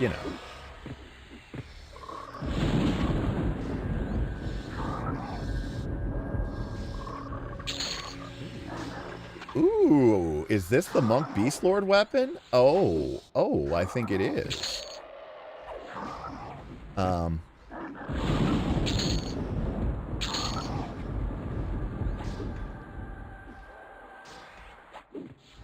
Oh, promise renewal coming in. Promise renewal. Hey, look at that. We got the cool Monk Beast Lord weapon, and we got a level. Oh, yeah. I mean, I've shown this before. It's off the chart. I mean, we had a whole system where we would acquire inspiration charges, and we could build up inspiration charges to power our talismanic, abilities, and unleash them. And, like, characters could have multiple charges of inspiration, and then you could use it to fund your ultimates. I'm trying to think what other crazy abilities here. I don't even know. Don't play Paladin if Divine Smite being a spell, not an ability, bothers you. I don't think either version of that sounds like it would be something that I should care about. All right, what is this weapon? Well, I mean, obviously I'm going to loot it. Let's take a look at it here. All right, we got... It's a ratio of 0.429. Its damage is 12. Its delay is 28, but it has a damage bonus of 11.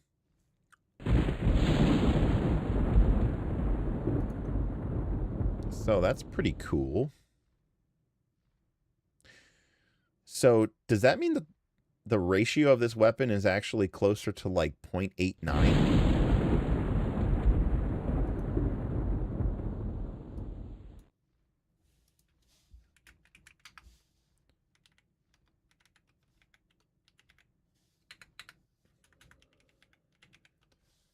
.82. Life bait.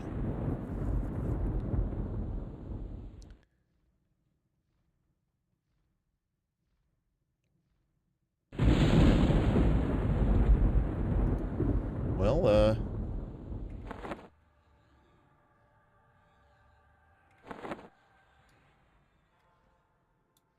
Sick.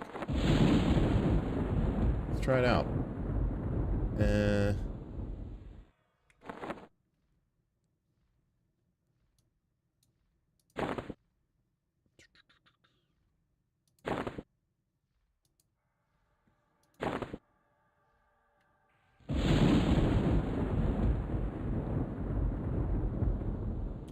Because again, it says the ratio is 0.429, but it has a damage bonus of 11.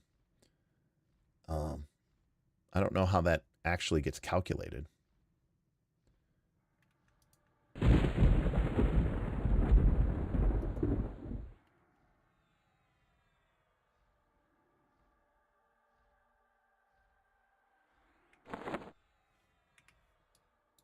How's it look? Does it look cool? I can't actually see my characters. That's cool.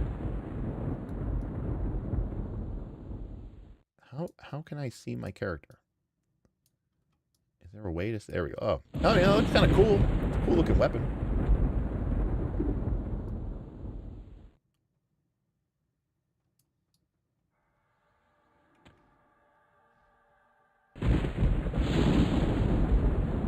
Uh, 45. What do we get at 45?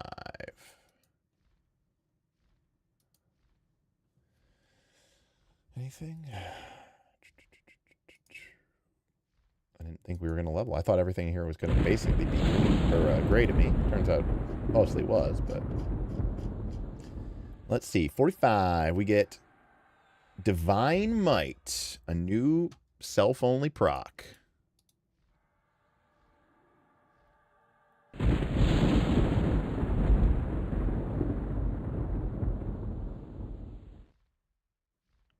Or maybe... Maybe I don't have it.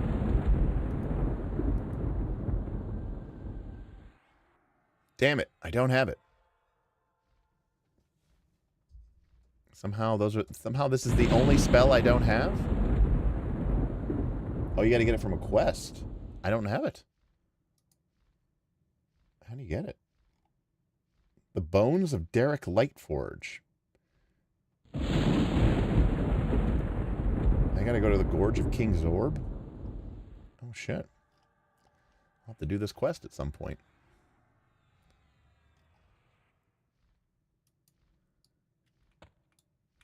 It's a spell I don't have. We can't abide by that. I do think the Barbarian in 5e is pretty cool. I mean, it's pretty simple, but... I mean... My problem... Here's the problem I have. Here's the problem I have with the Barbarian in 5e, and it's the problem I have with the Barbarian in Pathfinder 2nd Edition. The problem I have with the Barbarian in 5e is that Rage is really cool, but it is limited, right? Like, you only get so many rages per day, and that's kind of frustrating because, you know, like, that means you're cool when you're raging and you're not cool when you're not. And then there's the Pathfinder 2 model, which says, oh, that's why you should rage in every fight. But then raging isn't special. You see? Also, Pathfinder 2 has the problem, because your character is supposed to rage every fight, your character is entirely balanced around raging, which basically means there's no reason to ever not be raging. And that is a little, you know, it's a little disappointing. So that's why I'm a little bit, you know, upset about it. Now, someone did say multi-classing. In general, I'm not the hugest fan of multi-classing. In general. But, you know, exceptions could be made.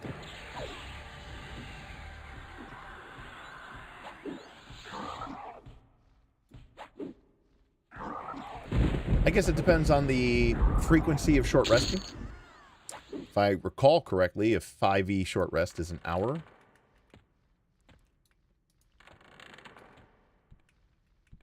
Not exactly super free. What's going on?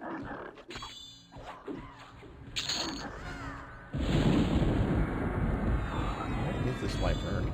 Oh, there she is.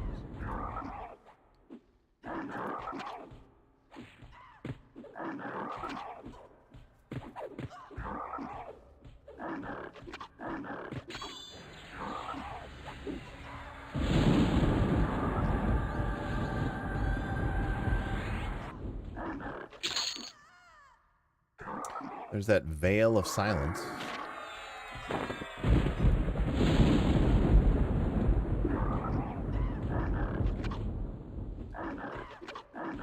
mean, it's definitely not, if you don't use your mana for anything. I mean, what's minus 29 mana anyways?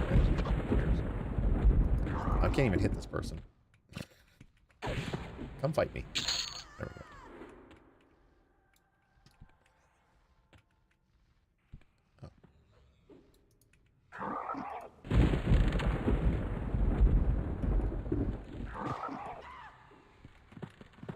Now we're talking.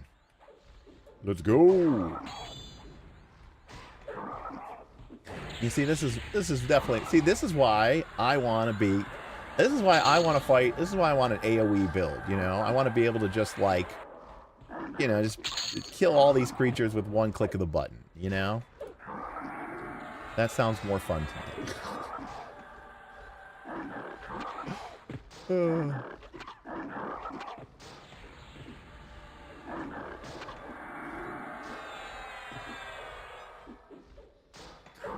Oh, man.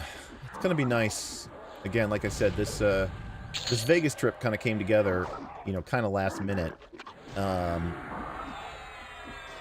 But it's good because, like I said, it's basically free. The only thing I had to pay for really was the flight. And, you know, it's a really cheap flight, taking the red eye, you know, on Frontier. It's nothing fancy. But it's just going to be nice. It's going to be hot there. I mean, it's been hot here, but it's been humid and muggy and all that other stuff. So it'll be nice to just relax. And of course, I mean, every time I go to Vegas, I say that, and then I end up streaming, you know. But I mean, I'll be honest with you guys. I take a lot of naps in Vegas as well. Yeah, see, look at this guy just eating up my life total because of damage shields.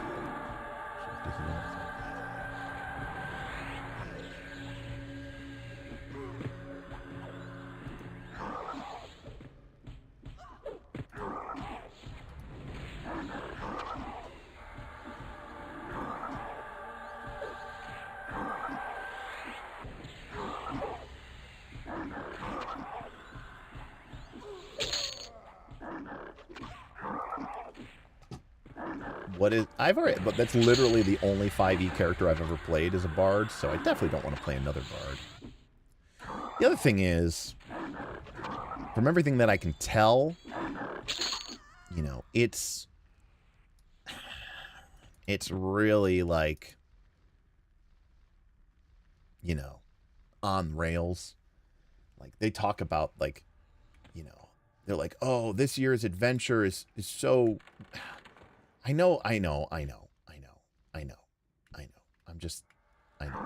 But, like, people just say things like, you know, oh, the adventure's written so well. It's got such great story. Whenever I hear somebody say that about an adventure, I literally, I lose interest.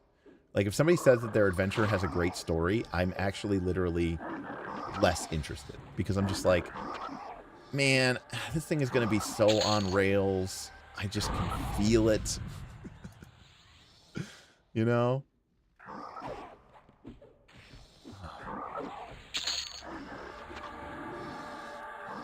Like, you know, Glicker says that all the time. He talks about how he's like, oh, I love that game. You know, he might be talking about a video game, or he might be talking about an RPG adventure, and he's like, it's got such a great story.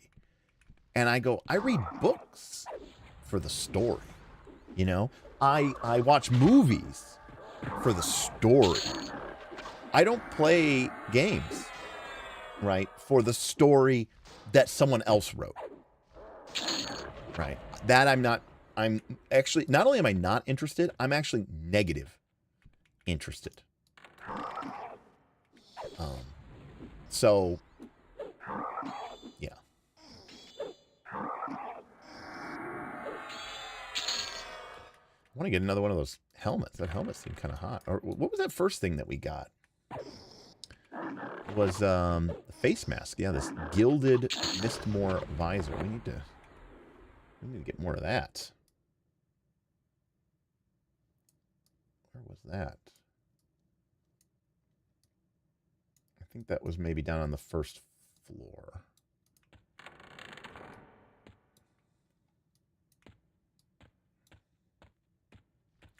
Yeah, I disagree, Wes. You know, I think if I'm there to play a game, I'm there to play a game. I'm not there to, you know, participate in some on-rails story, no matter how good the story is. So, you know, I like truly being a part of a group that is creating a story. I think that's cool, but outside of that, no, I'm not so interested.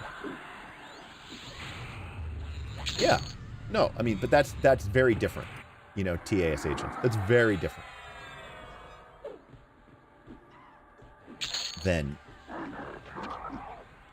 because yes, I think that you can, you know, create a really cool site or a really cool situation that has a lot of really interesting possibilities. But when most people talk about, like, the writing is so good, you know, whether they're talking about a video game or they're talking about an adventure, you know, a TTRPG adventure, they usually mean the plot that someone else has already laid out.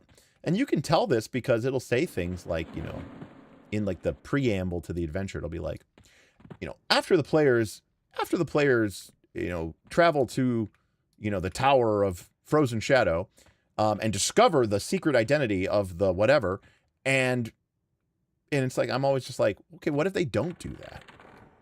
Or what if they never do discover the identity of the secret whoever? What then?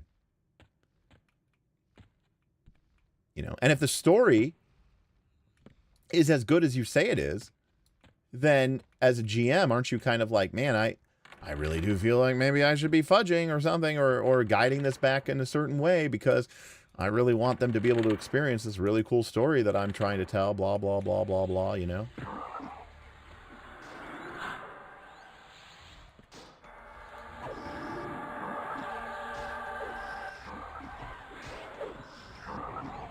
Can't actually tell on the... I'm actually not running any parsing, so I actually don't know anything. I don't know if this... how well this weapon is doing, but I seem to be killing things at a reasonable thing.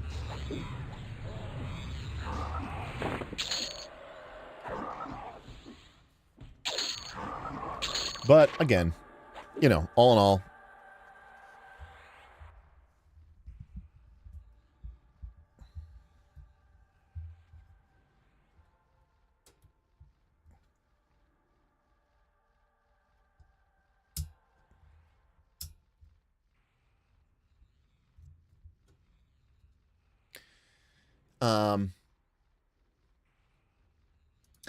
I haven't been really impressed with the root stuff. Magpie creates a lot of that. Magpie does that for Avatar as well, and I don't think that stuff should exist. I think they make it because they think it's cool, or they think their audience needs it, or maybe they think that that's what their audience wants, and maybe their audience does want it. But I'll be honest with you, TAS agent, I actually do not think that stuff is any particularly good, honestly. There's a lot of GMs out there that should just be writing lit RPG books. I don't disagree. You know, but writing a novel is hard. But I guess. Writing an adventure is not. I don't know. Again, I get it. I'm a curmudgeon. Mark isn't wrong. But that doesn't mean I'm wrong. I could be a curmudgeon and right.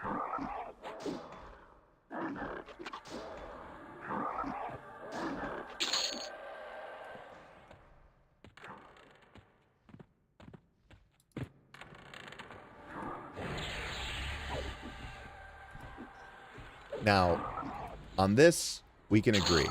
In fact, I read online, somebody posted, again, at the Diana Jones Awards, I met Derek Gilder, and he works for Gen Con, and he is the head of their events group.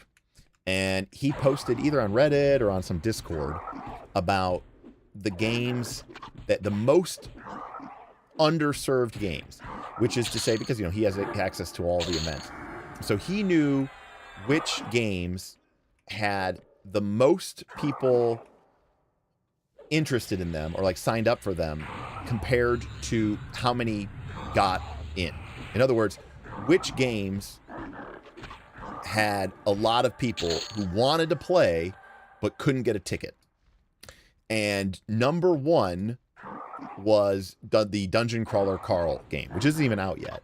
But they were running demos of it at Gen Con 2026, and that was number one.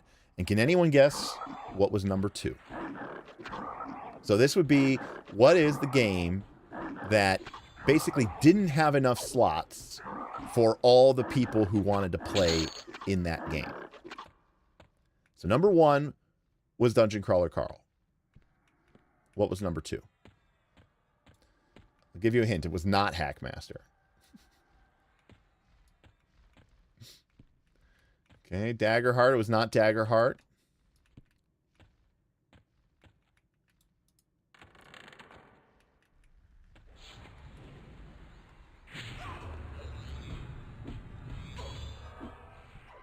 It definitely was not Stone Top. It was not Blades in the Dark. Jackal. Got it correct. It was 5e D&D. Even though 5e D&D literally, I think, I don't know, had like 2,000 games being run compared to like maybe like, the next most game was like, I don't know, probably a couple hundred. So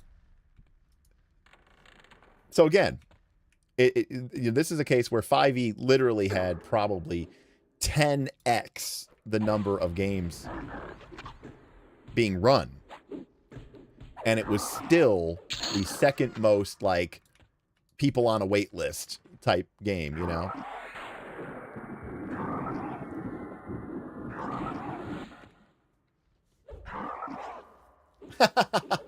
It's just Daggerheart played wrong. No, it just comes. I mean, look. I mean, like I said, I've run D&D, or I've played D&D, and granted, when I played D&D and when I ran D&D, I wouldn't even call it a house rule, because calling something a house rule implies that there's some semblance of what it used to be. I mean, when I changed D&D for Dungeon Time Extreme, or when Smith changed D&D for his Into Darkness campaign, right? I mean, we basically completely gutted it and rebuilt it from our campaign. You know what? Our campaigns are to D&D as Everquest Legends is to, Everquest. Is it the same game? I mean, technically it is, but no, it's not even close to the same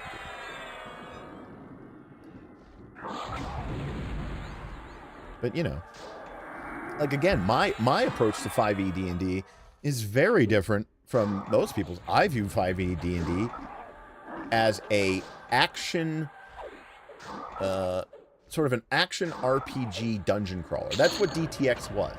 DTX was an old school. I feel D&D is an old school game, but it's not old school in like the same way that like it. You know what D&D 5e is? It's this. It's going into a dungeon, going into rooms, kicking in the doors, running in. Oh shit! There's a dark elf maid necromancer wizard. Oh shit, and a gargoyle. Fight, kill, kill, kill, fight, kill. Oh my god. Use your abilities. Shit. I'm a paladin. Smite. Oh no, I'm taking a bunch of damage. Lay on hands. Oh shit, you just got some treasure too. Oh, this is sick. And look, they're all fighting to the death, and we're fighting them, and we're killing them, and we're so powerful, and then, oh, they're all dead. And then it's like, oh, cool. And then it's like, look around.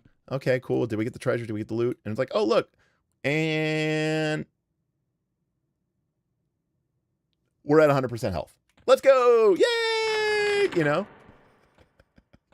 That's D&D 5e. D&D 5e is this.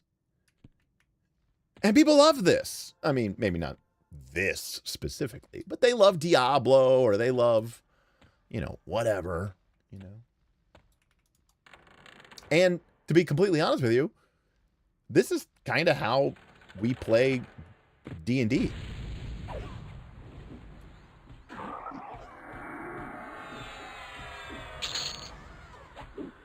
We play it like this. Now, old school games, it's like... Now, old school games is the way that, like, if this was original EverQuest, okay? If this was original EverQuest, you'd be like, okay, be careful. Careful. Do not aggro. If I aggro... Okay, I know these are all grays, but if I aggro here, I am just dead, and I'm going to lose so much experience points, and I'll be so dead. Okay, careful, careful, careful. Watch out. Anything... One wrong move, and we'll be dead. That's old school D&D, right? Now 5e D&D, or at least the way I play 5e D&D is kind of like, hey, look at all these monsters, and it's like, you're running around, and then it's like, oh, look at how many of them are on my attack chart, and then you're fighting them, and it's like this big swirling melee, and you've got, your numbers are flying across your screen and all this other stuff. Now that's cool, and I'm beating them with my monster, with my attacks. OSR would be like, wouldn't it be cool if instead of fighting these monsters with our character, we fought it with our minds? And instead, I poisoned these gypsies with some ancient poison that I brought from their homeland, and then we didn't have to fight them or use the combat rules. We could just say that they were all dead. And I will admit, that is fun. Exactly once. Maybe twice.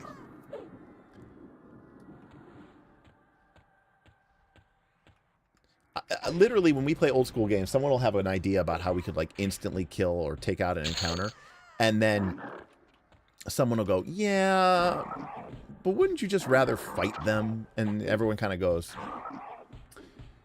yeah, and then we do. So like, it's yeah,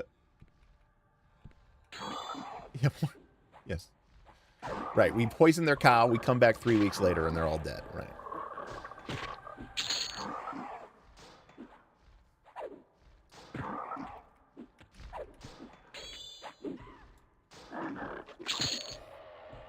Oh, man. I actually don't know how much longer I'm going to play. I might come on later, but I'm kind of hungry. I didn't eat anything really today. And I didn't, like, get stuff. I didn't, like, prep meals this week because I knew I was leaving for Vegas, so kind of don't really have anything in the kitchen. Might just do a pizza or something.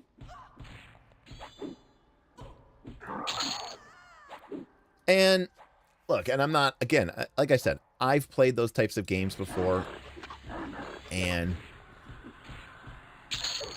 I never DoorDash. I've never DoorDashed once in my entire life. I've never used DoorDash or Uber Eats. In fact, 9 times out of 10, when I order like a pizza or Chinese food, I just go and get it. Cane's is a good option. I might do that.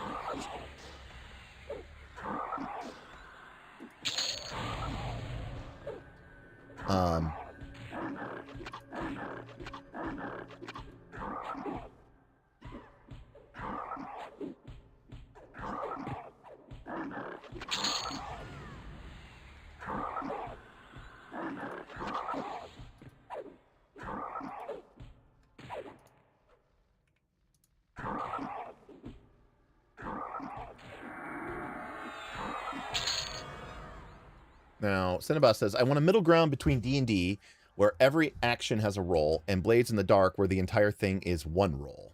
I am not steeped in TTRPG lore enough. Well, I mean, to be honest with you, that is kind of how it does work. Not like exactly like that, but yeah.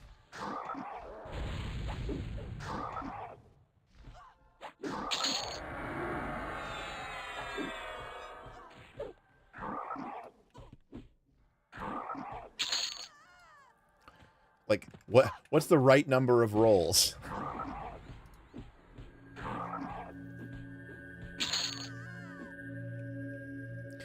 Yeah, I'm not... I mean, also, like, I'm going to pay twice as much money to get the food 30 minutes late and cold.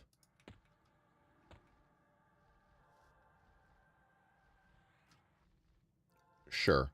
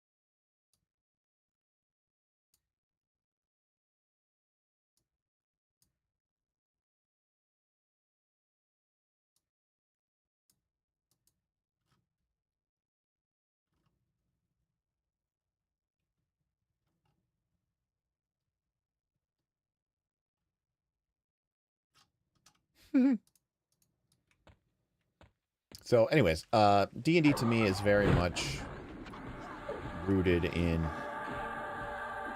you know, challenge-based play, but the challenge isn't that challenging. That's how I would root it, or how I would describe it. But again, you know, there's a lot of games. I don't know, so weird. Like, people talk about how much they, like, love old school play, but then I'm like, but then you never fight anything. You just, you know, come up with some clever solution. And you're like, yeah, that's why we love it. And I'm like, I think that's fun too. Man, don't you get sick of doing that after a while? You know? Dirty. Good to hear it. Good to hear it, man.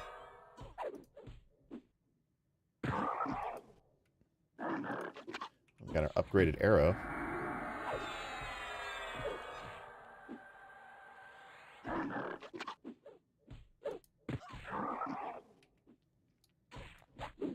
Shaman.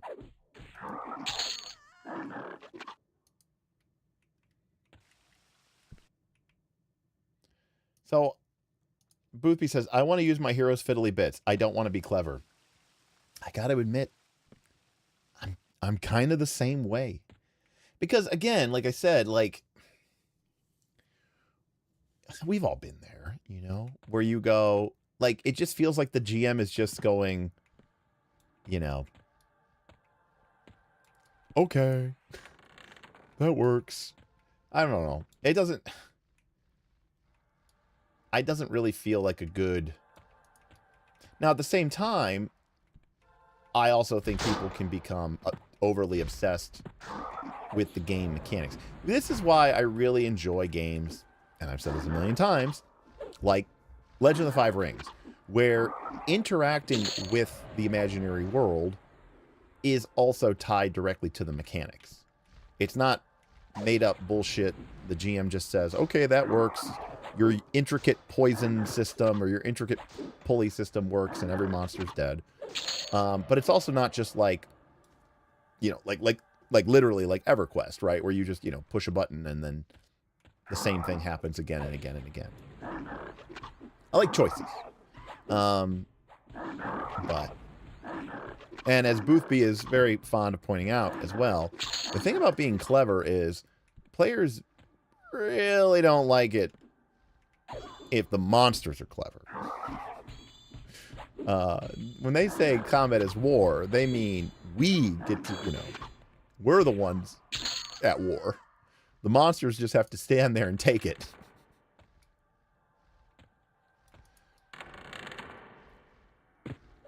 I remember once, I've told the story, but we were playing D&D and, what happened? Something happened and we...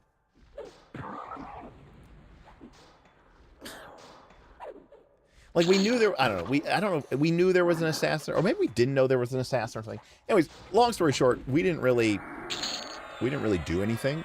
We just... We either we knew there was an assassin around, or we didn't know. And we just didn't really do a whole lot of, like, we just went to the inn, and, we were just playing D&D like we normally would play D&D. And Smith went, okay, make a fort save. And I'm like, okay. And he goes, and I rolled it, and he goes, okay, well, you're dead. And then he said, okay, Rich, the cleric, I was the wizard. He goes, Rich, the cleric. He goes, make a fort save. He goes, okay, you're dead. He's like, what? He's like, well, the assassin tracked you. I made a roll, and then he stealthed into your room, and you guys didn't have any special precautions, and I made the stealth roll and succeeded, and you were sleeping, so you get a -10 penalty or whatever. And then I coup de grace you, and you just failed the fort save, so you are dead. Because it was a crit from an assassin sneak attack, so the DC was like, DC 42 fort save. And I obviously did not fail that, or did not pass that, and I was just dead. And there was like no recourse. It was just like, we were just playing the game normally, and it was like, okay, while we're traveling, okay, we'll go to the inn, and the innkeeper's like, it'll be 5 silver a night, and you can tell you're playing D&D when you go, I give him a platinum, and I go, yeah, keep the change, I don't care, you don't care, and they're like, oh, thank you, sir, and then it was just like, oh, and you're all dead. And now my group goes, ah, shit, well, fair play, that's on us. But I don't think most groups, handle would handle and that so cleanly. And that's not really like, I'm not trying to like praise my particular group. Look at this. Look at this guy. That is a placeholder. That should be Gaston. I thought they said they got rid of placeholders in Mistmoore. They definitely did not. Because that is a placeholder. That should be Gaston. And it is not Gaston. So I call shenanigans.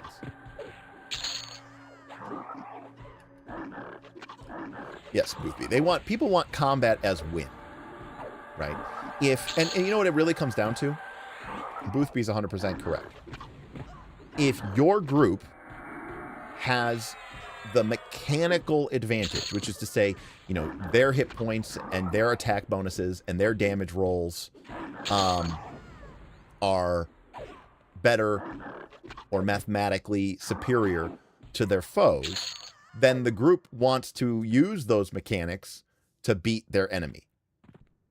If the group does not have mechanical superiority, then they want to avoid using the mechanics and come up with some sort of bullshit poison the cow pulley system in order to win. Because all they really care about is, all I do is win, win, win no matter what.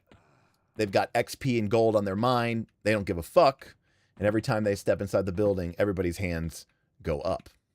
So it's like, that's kind of the idea, right? Which is like, they just want to win. If they can win with their mechanics, they'll win with the mechanics. If they can't win with the mechanics, then they'll win by engaging in combat as war, which really is more of like, hey, GM, I'm going to come up with some bullshit thing that nobody here knows anything about, and we're just going to look at you longingly and hope that you agree with what we say. Now, again, people go, Derek, why are you shitting on the OSR? Well, number one, you assume I'm talking about the OSR. But number two, look, I enjoy that too sometimes. But I do get bored of it. I do get bored of it. A patch of shadow. What the hell is that?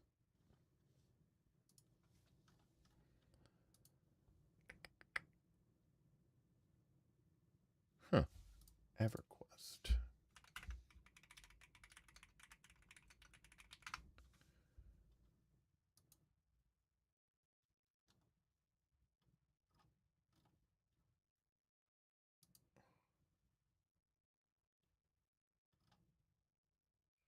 It's used for the Acumen Mask Quest. Interesting.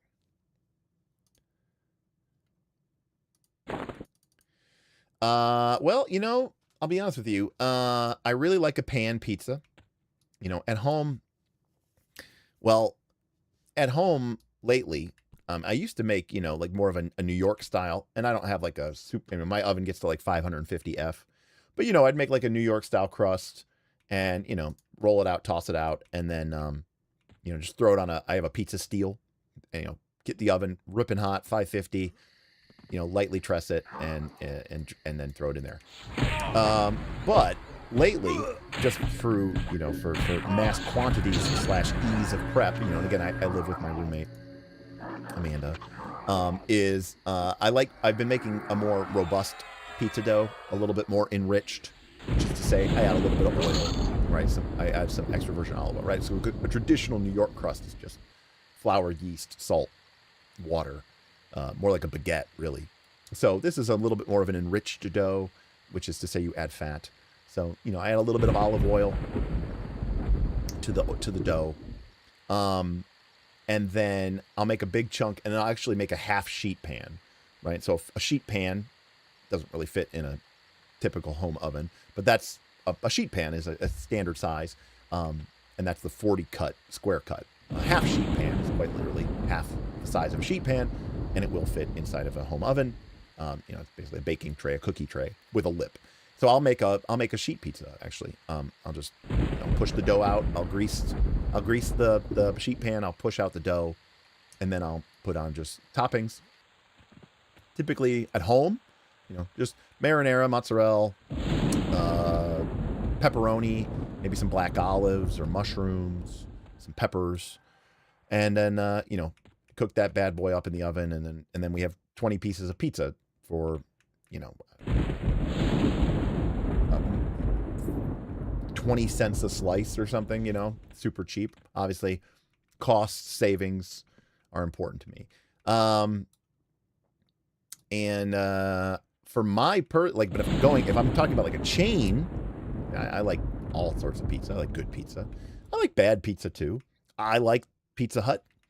The new Domino's, the one that comes in the black box, is pretty good. Jets makes a pretty mean, it's greasy as fuck, but they make a mean Detroit style pizza. Honestly, Chicago tavern style or Detroit are probably my favorite pizza type. Chicago deep dish is okay, and I know some people are like, it's not pizza. But it's pizza. But I much prefer the tavern style pizza. The Chicago tavern style pizza is really good. I like it a lot. But if I'm going to the Hut, which is where I may end up going if I don't go to Cane's, well, I love that stuffed crust. There's absolutely nothing real or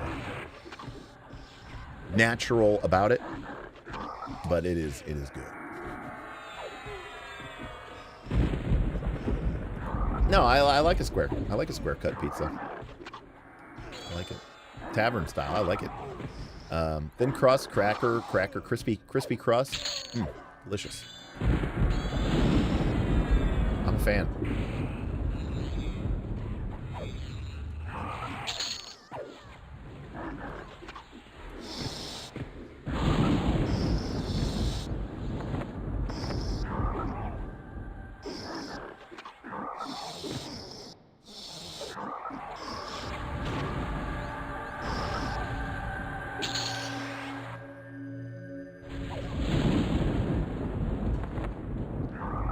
Diamond earrings going on here.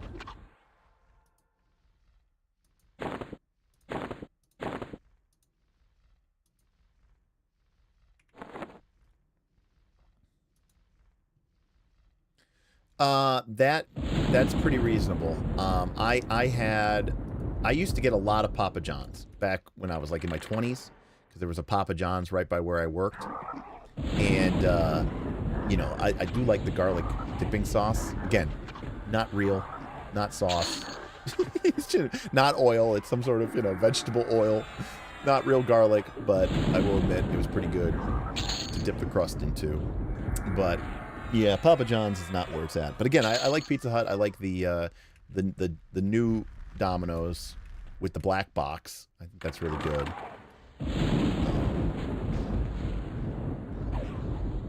I mean, I've also had some pretty good Chicago deep dish. You know, I've had Giordano's that I liked, that I thought was pretty good, and I also had. I went to some place, a famous place, when I was in Chicago not too long ago. I guess it was a couple years now, but I went to some famous, actual, you know, Chicago place. I like their recipe too. It was good. Yeah, so that's, I guess I feel the same way about Papa John's. I don't hate it. I just had a lot of it. You know what I mean? So. Now, we won't talk about the horrific, horrible nature that is St. Louis style. Boothby gave me some of that Provençal or whatever it's called. Provençal cheese. Oh my god, it was so bad.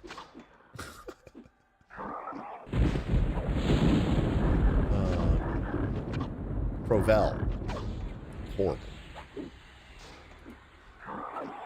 Mr. Hero was the bomb. I mean, I haven't had that in a long time. I mean, to be fair, everyone puts MSG and seed oils in almost everything they make, so that's nothing new.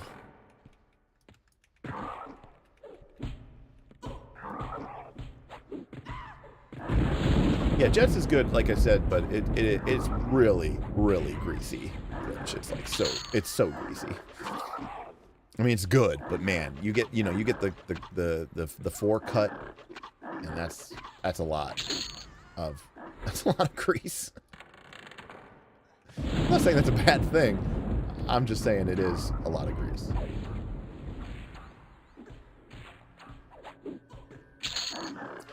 Well, I'll be honest with you. I'm a little disappointed in Castle Mistmoore. I was hoping, so when they redid Crushbone, they added, oh shit. Look at this.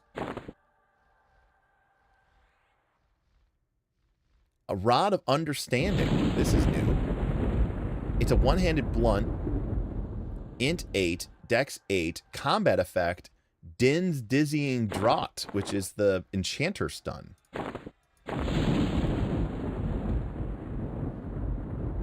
So it procs Din's Dizzying Draught.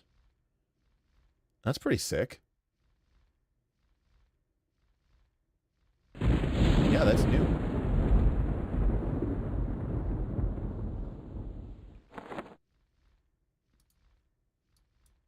That's pretty cool. Got a lot of cool stuff here.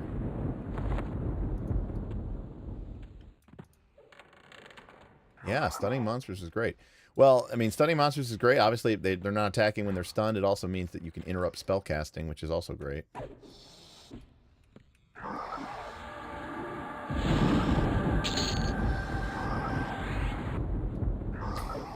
Anyways.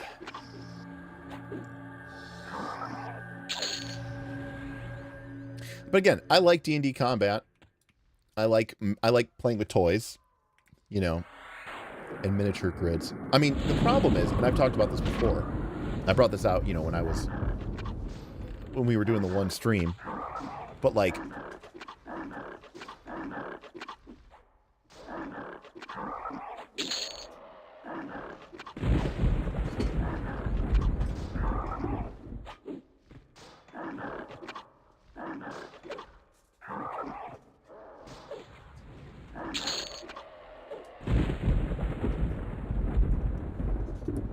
you know, part of my problem with playing D&D is that like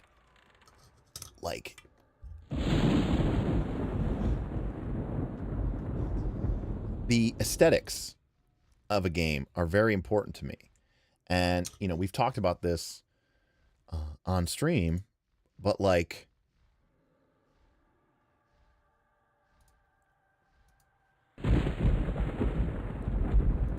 if, you know, if I'm playing D&D, I want to use, you know, I want to use cool looking miniatures, and I want to use Dwarven Forge, and I want the monsters, you know, to be what they are, and I want it to look cool, and I want it to be cool. And like, there's you know, this has nothing to do with the game. Yeah, you could do this with, you know, just a dice as a monster, and you could do this on a dry erase board. Okay. Of course you could do it that way. But I think the aesthetics, you know, of the game, you know, are important. And so, for me, I like this. Now, the problem is that this takes a long time. I mean, you know, obviously it's expensive, but for the most part, I already own all this stuff. But it takes a lot of time. It takes a lot of time to set up. It takes a lot of time to move the, you know, to go through the combat, to move the pieces around, and to find the monsters that you need, and then to say nothing of setting it up at the table. Especially if you don't set it up beforehand, right? If you're actually letting the players sort of explore and do things, and you don't know where they're going to go. You have a, you know, exactly, Cinnabos. You got it right. Now, dungeons help with that, because, you know, when you have a dungeon, it's kind of on rails, sort of, by definition. They can't go to a room that doesn't exist. But unless you're going to like sit there before the session and build out the entire dungeon, which, you know, I've experimented with before. But again, my point is, I like this. But if I'm going to do this, if I'm going to play on a 5-foot grid, man, I want it to be like this. You know, I don't want it to be just some hastily sketched thing, right? With no terrain and no, you know, none of that stuff. I want it to look fucking cool. And I want it to be cool. And I like that. But, you know, so often we get lazy, and then it's like, you know. So again, I like this, but it takes a lot of time. So.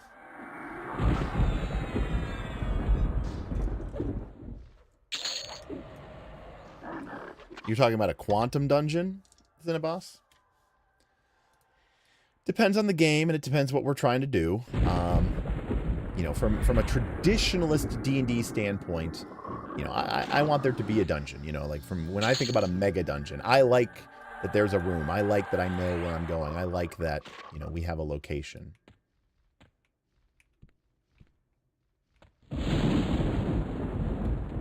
So, anyways, what I was going to say is, I think my overall reaction to Mistmoore, although, you know, the new items are cool, I do think I'm a little disappointed because, number one, and I could be wrong, but it feels to me like the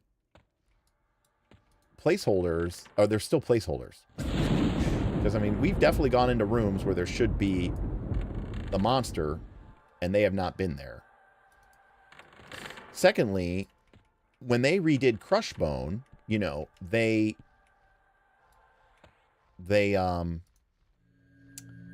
added those new NPCs, you know, like Bonefire and Chokehold and all this other stuff. So I was hoping that they would do that, you know, add some new cool, and then they also added in Crushbone new types of orcs. You know, like they added like the orc, what are they called? Like the orc foreman, or like the orc scoutmaster or something, you know? It's possible. It's possible, Rich. But I agree. Some new names, you know, maybe some, you know, and honestly, if I'm being completely honest with you, I would have loved to have seen I would have loved to see Mayong Mistmoore and do a little bit of a raid or something, you know? Like, I think that would have been cool.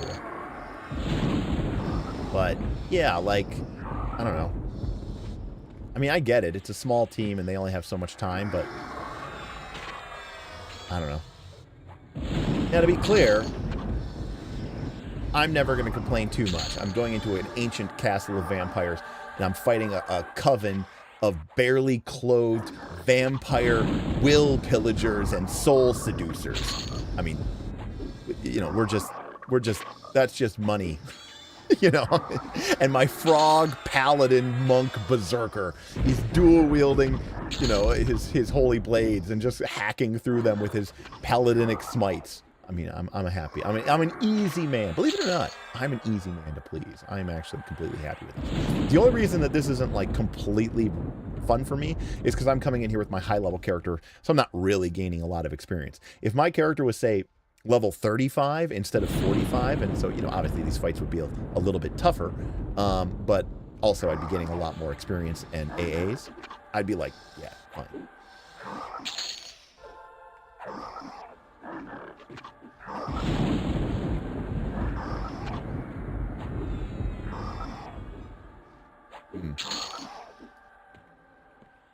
I only want to do that if I see damage numbers flying in my face. Yeah. I mean, to be honest with you, I play first person most of the time, so I don't even see the numbers flying in my face. Right. Oh, I'm sure you guys have a very different view, you know, when you have your full planar gear and you're playing a sky gear and all your hate gear and your fear gear and stuff like that. For me, I'm like, oh, cool. Like, because, I mean, I think we can all agree, right? Like, the plane of sky gear in particular, I mean, the planar gear in general, actually, really, is like such a completely different level of gear from anything else that you get in the game. It's not even like, it's not even the same league, you know. It's like going from high school baseball to the major league baseball. It's really that level of a difference. And that's because it used to take an entire raid of people, you know, going and doing the thing, and then one person would get the gear, you know, like, and that was your whole, you know, that was your whole stream.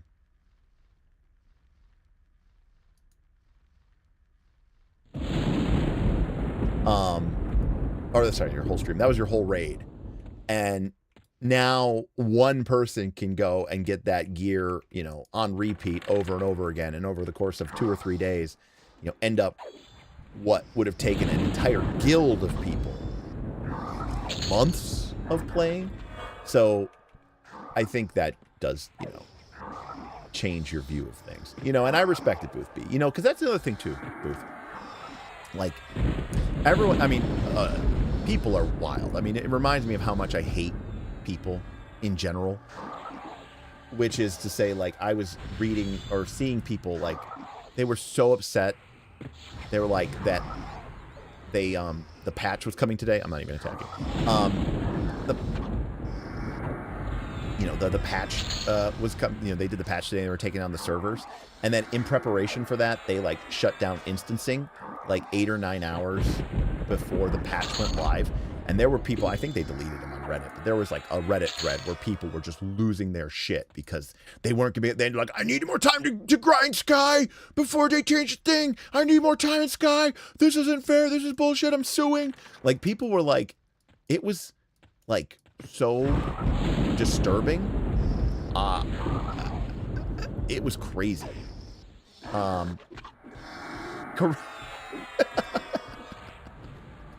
I can tell I'm playing the game wrong because nothing I used was nerfed. 100%.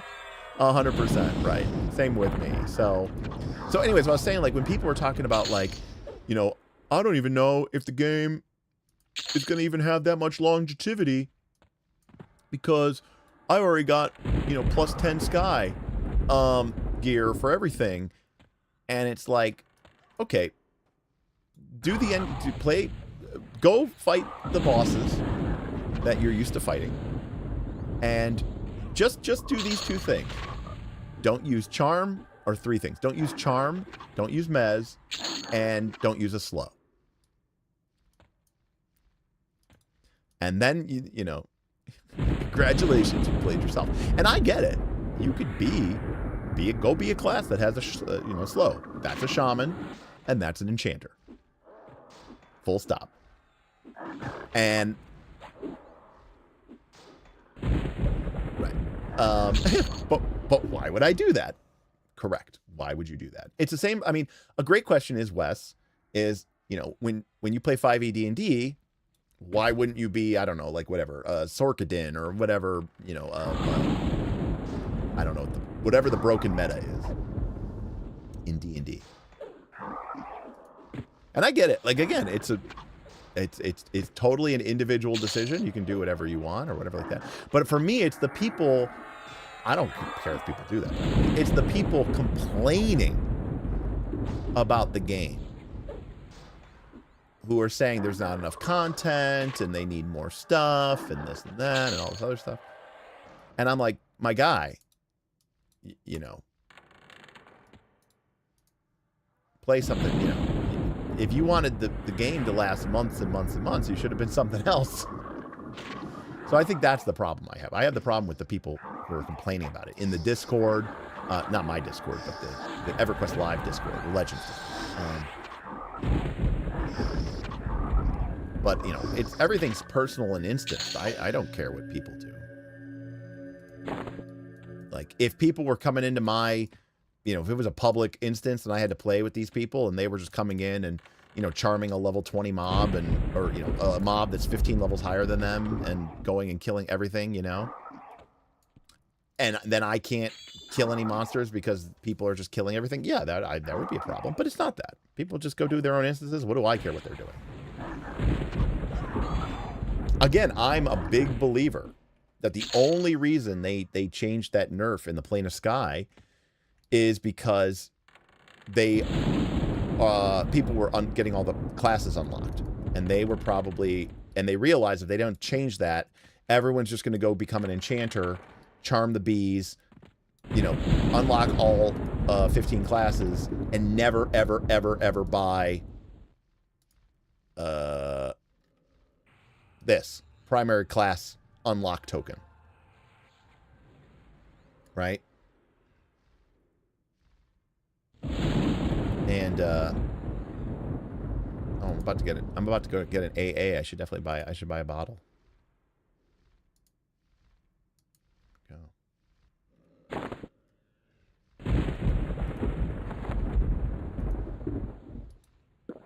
And again, the only reason I have this currency is because we've had people donate and provide funds to me in order for me to be able to buy this stuff. I mean, again, I could just, you know, keep the money and pocket it, but, you know, theoretically, they're tipping it so that I could, you know, buy extra pay to win. It's not really pay to win, but it's definitely pay to have a discrete advantage. But yeah, well, that's the other thing that's funny.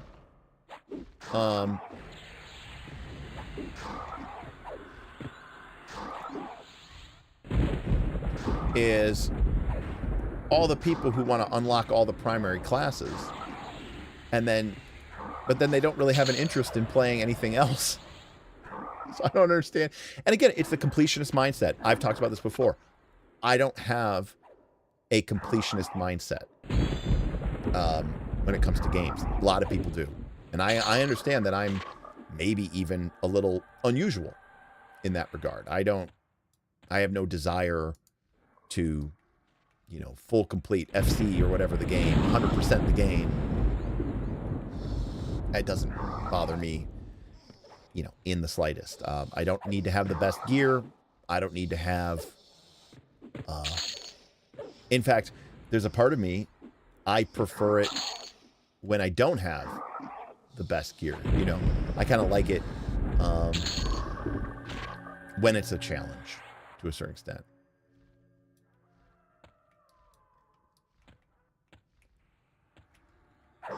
But again, that's the way I enjoy games. It's just different, I think, than the way maybe a lot of people play it.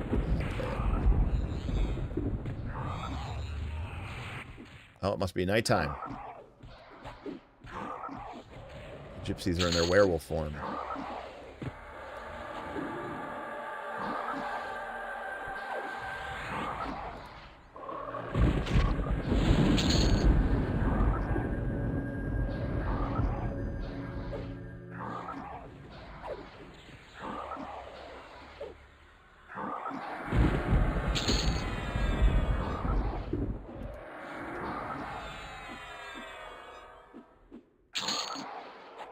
But again, this is the difference between Johnny's and Spike's and Timmy's. And as I've said before, if I'm not playing a competitive game, which is to say PvP, or there's money involved, I am just not a Spike. I'm a Johnny. I'm somewhat of a Timmy. I have no desire to, you know, I like experimenting and trying weird stuff out. I don't necessarily, in fact, if something's actually, you know, I mean, you could argue it's a little hipster, but if something's popular and quote unquote everybody's doing it, I almost don't. I want to try something weird and different and maybe probably definitely suboptimal. But for me, it's more appealing because it's fun and it's different and weird, and I like that, you know.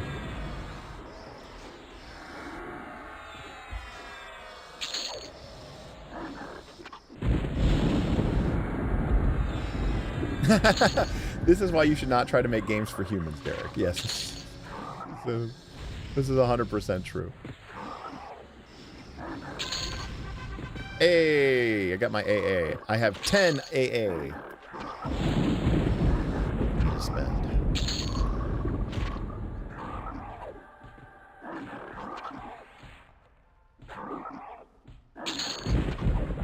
But I'm kind of saving my AA because I think I'm going to try out Bard next, and I want to be able to, like, buy a bunch of the Symphonic, like, right away, just so I can, like, get my Symphonic aura going. And I don't know how much that costs. I've heard it's like 10 or 20 AA to, like, fully max it. So I'd like to be able to do that. But, I mean, granted, if I was really trying to get AA, I wouldn't be fighting, you know, greens and grays. I was mostly just here to see what the new loot was. It's 15. Thanks, Wes.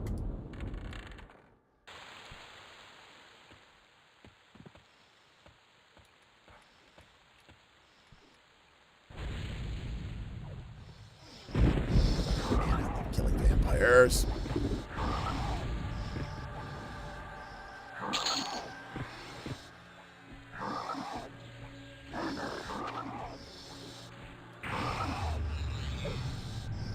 You're at 560 AA.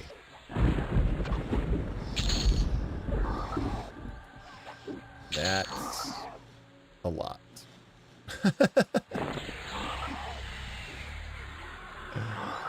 Oh, that is definitely a lot.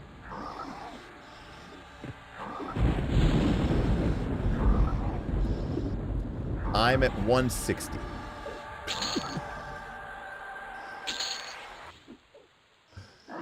So, one of these things is not like the other.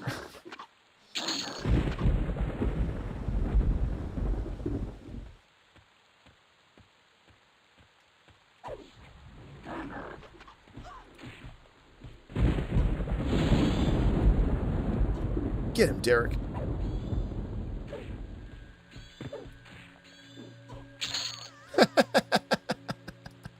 Jackal, what are you even doing? Do you even play this game? That's so good.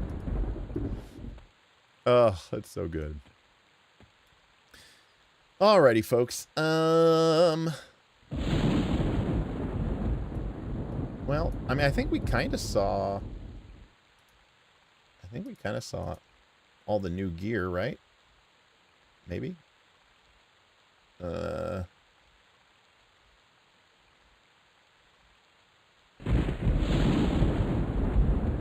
We saw the crested helm. I think that's new. I really do think that's new. We got Charisia's Fang with its life bite. Look at this. See, look at that. And Rich is 50. He goes, I don't have much more. I'm like 190. Booth B is, by the way, I'm 45. Okay, so just to point out, Jackal is 50. SC Volo is 50. Booth B is 50. And they're at 195, 114, 190, and I'm at 160 or whatever I'm at. 160. And then we have two people at 542. One person's at 542, and Wes is at 560. So clearly, right, there are levels to the people playing this game.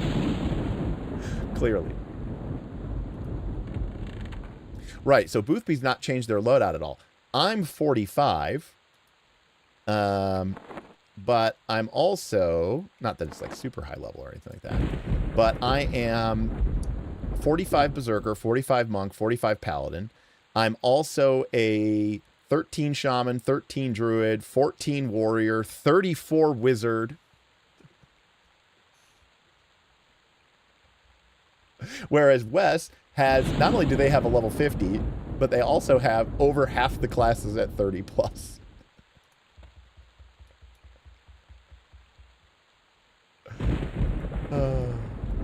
Or you could be like Gary and get 200 of them chain spamming Sky. And in a nutshell, when the game gets to that point, when the point of the game is to just like keep running back the same content over and over and over again, that is when I kind of I lose interest in the game. And that's usually when with a lot of MMOs, I stop playing. Because that word right there is absolutely the thing I will not do. I hate the concept of farming. I don't want to farm. The idea of just like fighting the same things over and over and over again, hoping to get drops or building up the drops, or the whole structure of the way Plane of Sky is constructed, which is that it's random, right? You just get random pieces of gear that you might not even be able to use. Very unappealing to me. I mean, look, I'm okay.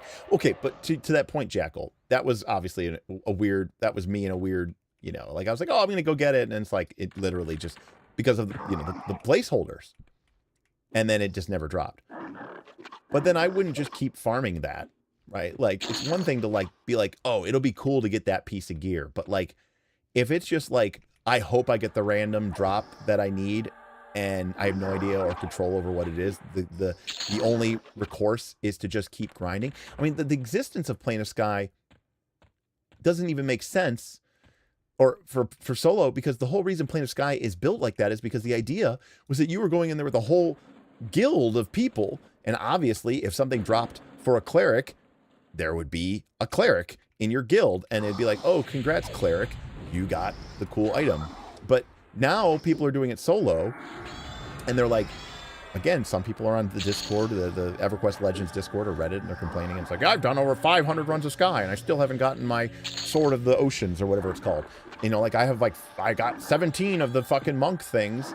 And yeah, because it's like that zone was never even remotely designed for how it is being used. It was designed for entire guilds of people, not just one person with, only 3 classes. So, anyways, I give it a lot of grace.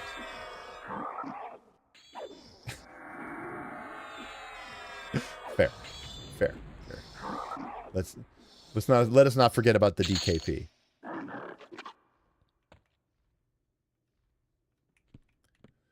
All right, well.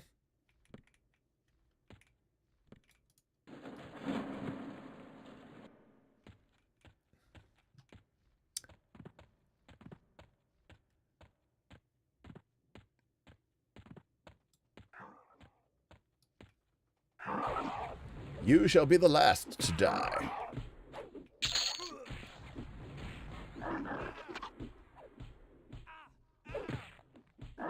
Oh, ooh.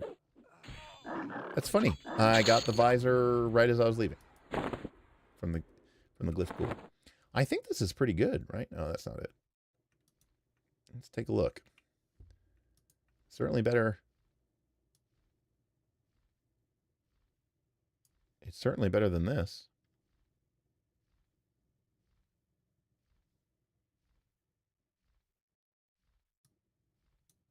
Yeah, I'll be upgrading that.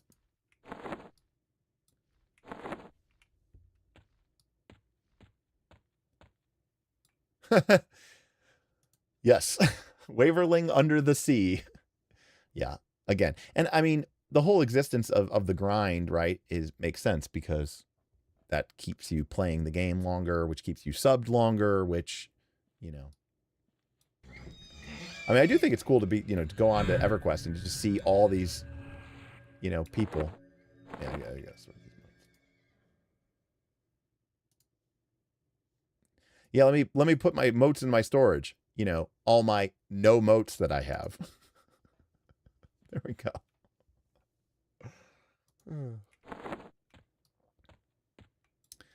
So, that is going to do it for me.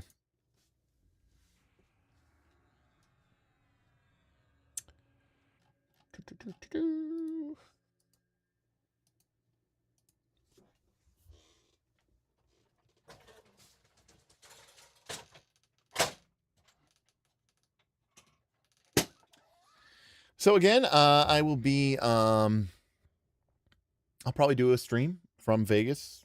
I like hanging out with you guys and shooting the shit. Plus, again, especially nowadays, when I go to Vegas, I don't really have the money to gamble.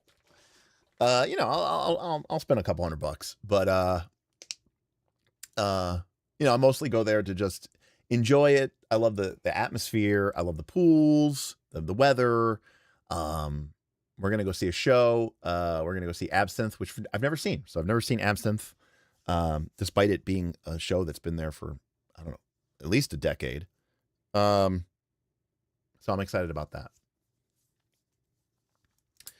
And yeah, we'll talk to you from then, and then I'll be back next week officially. We'll be doing some stuff with Jess to get more stuff done with Creature Compendium, and then get back into some. We have some first looks. We got a Burning Wheel first look coming up. That's the next one we're gonna do after we finish Stone Top, and we'll definitely do that as we kind of grind out the rest of the summer, and then mid-September, I'm going to be going to LA to go to Dungeons and Cabins, and Glicker and I are definitely going to be doing some live streams from Dungeons and Cabins. I don't know. I don't know what my AV situation is going to be, but I definitely want to bring some gear. And I thought I joked about how it'd be fun to like put a GoPro on me and like live stream me playing 5e for 8 hours, but I don't know if everybody would be comfortable with that. So it might also have certain logistical challenges considering we're going to be in the wilderness, but I don't know how wild it is. I've only been to LA twice, and it was like for work, and I didn't really leave the area. So I don't know how wild Big Bear is, relatively speaking. I did hear it will be all dry and brown because at this time of year, I guess it's really dry there, but so that's nice. Anyways, I will catch you guys around. I'll be on the Discord, of course. Check me out there, patreon.com/nightsoflastcall if you want to join us. And of course, if you want to support us and you don't feel like spending any of your money, you can do it through Twitch, twitch.tv/nightsoflastcall. If you have an Amazon Prime subscription, which many of you do, you may not know that every month you get one free Prime sub that you can give to a streamer on Twitch. It doesn't cost you any money. They get $3, $2.50 or something, $2.50. Unfortunately, you have to do it every month. They don't auto renew it because that'd be too convenient and easy, and they don't want you to use it because it's literally taking the money out of Jeff Bezos's pocket and giving it to one of your favorite streamers. That may not be me, but you should give it to somebody if you have Amazon Prime because you're paying for it anyways, and it's $30 a year that you can be giving for free, literally for free, to some of your favorite streamers. Hell, pick a random hot girl or hot guy and give it to them. They deserve it too, but give it to somebody. It doesn't have to be me, but if you think I've done it, you should do it. Hey, no, they want you to forget about it. I mean, I get it, right? It's literally free money that comes out of their pocket. So they don't want, that's why it doesn't auto renew. That's why they don't remind you about it. And I hate having to be the person who keeps reminding people about it, but I understand it. It's easy to forget. So anyways, as a reminder, you can do that if you have Amazon Prime. And I know a lot of people do. But that would be appreciated and goes a long way. As I said, I usually make somewhere between $200 to $300 a month from Amazon Prime subs, which means nobody spent any money. And that $200 or $300 a month that I get from Amazon Prime subs mostly covers my my health insurance premium. So that's pretty cool. That doesn't really cost anybody any money, but we can do that. So anyways, I appreciate the hell out of all of you, and thank you for joining me, and I'll see you next time on Knights of Last Call. Peace.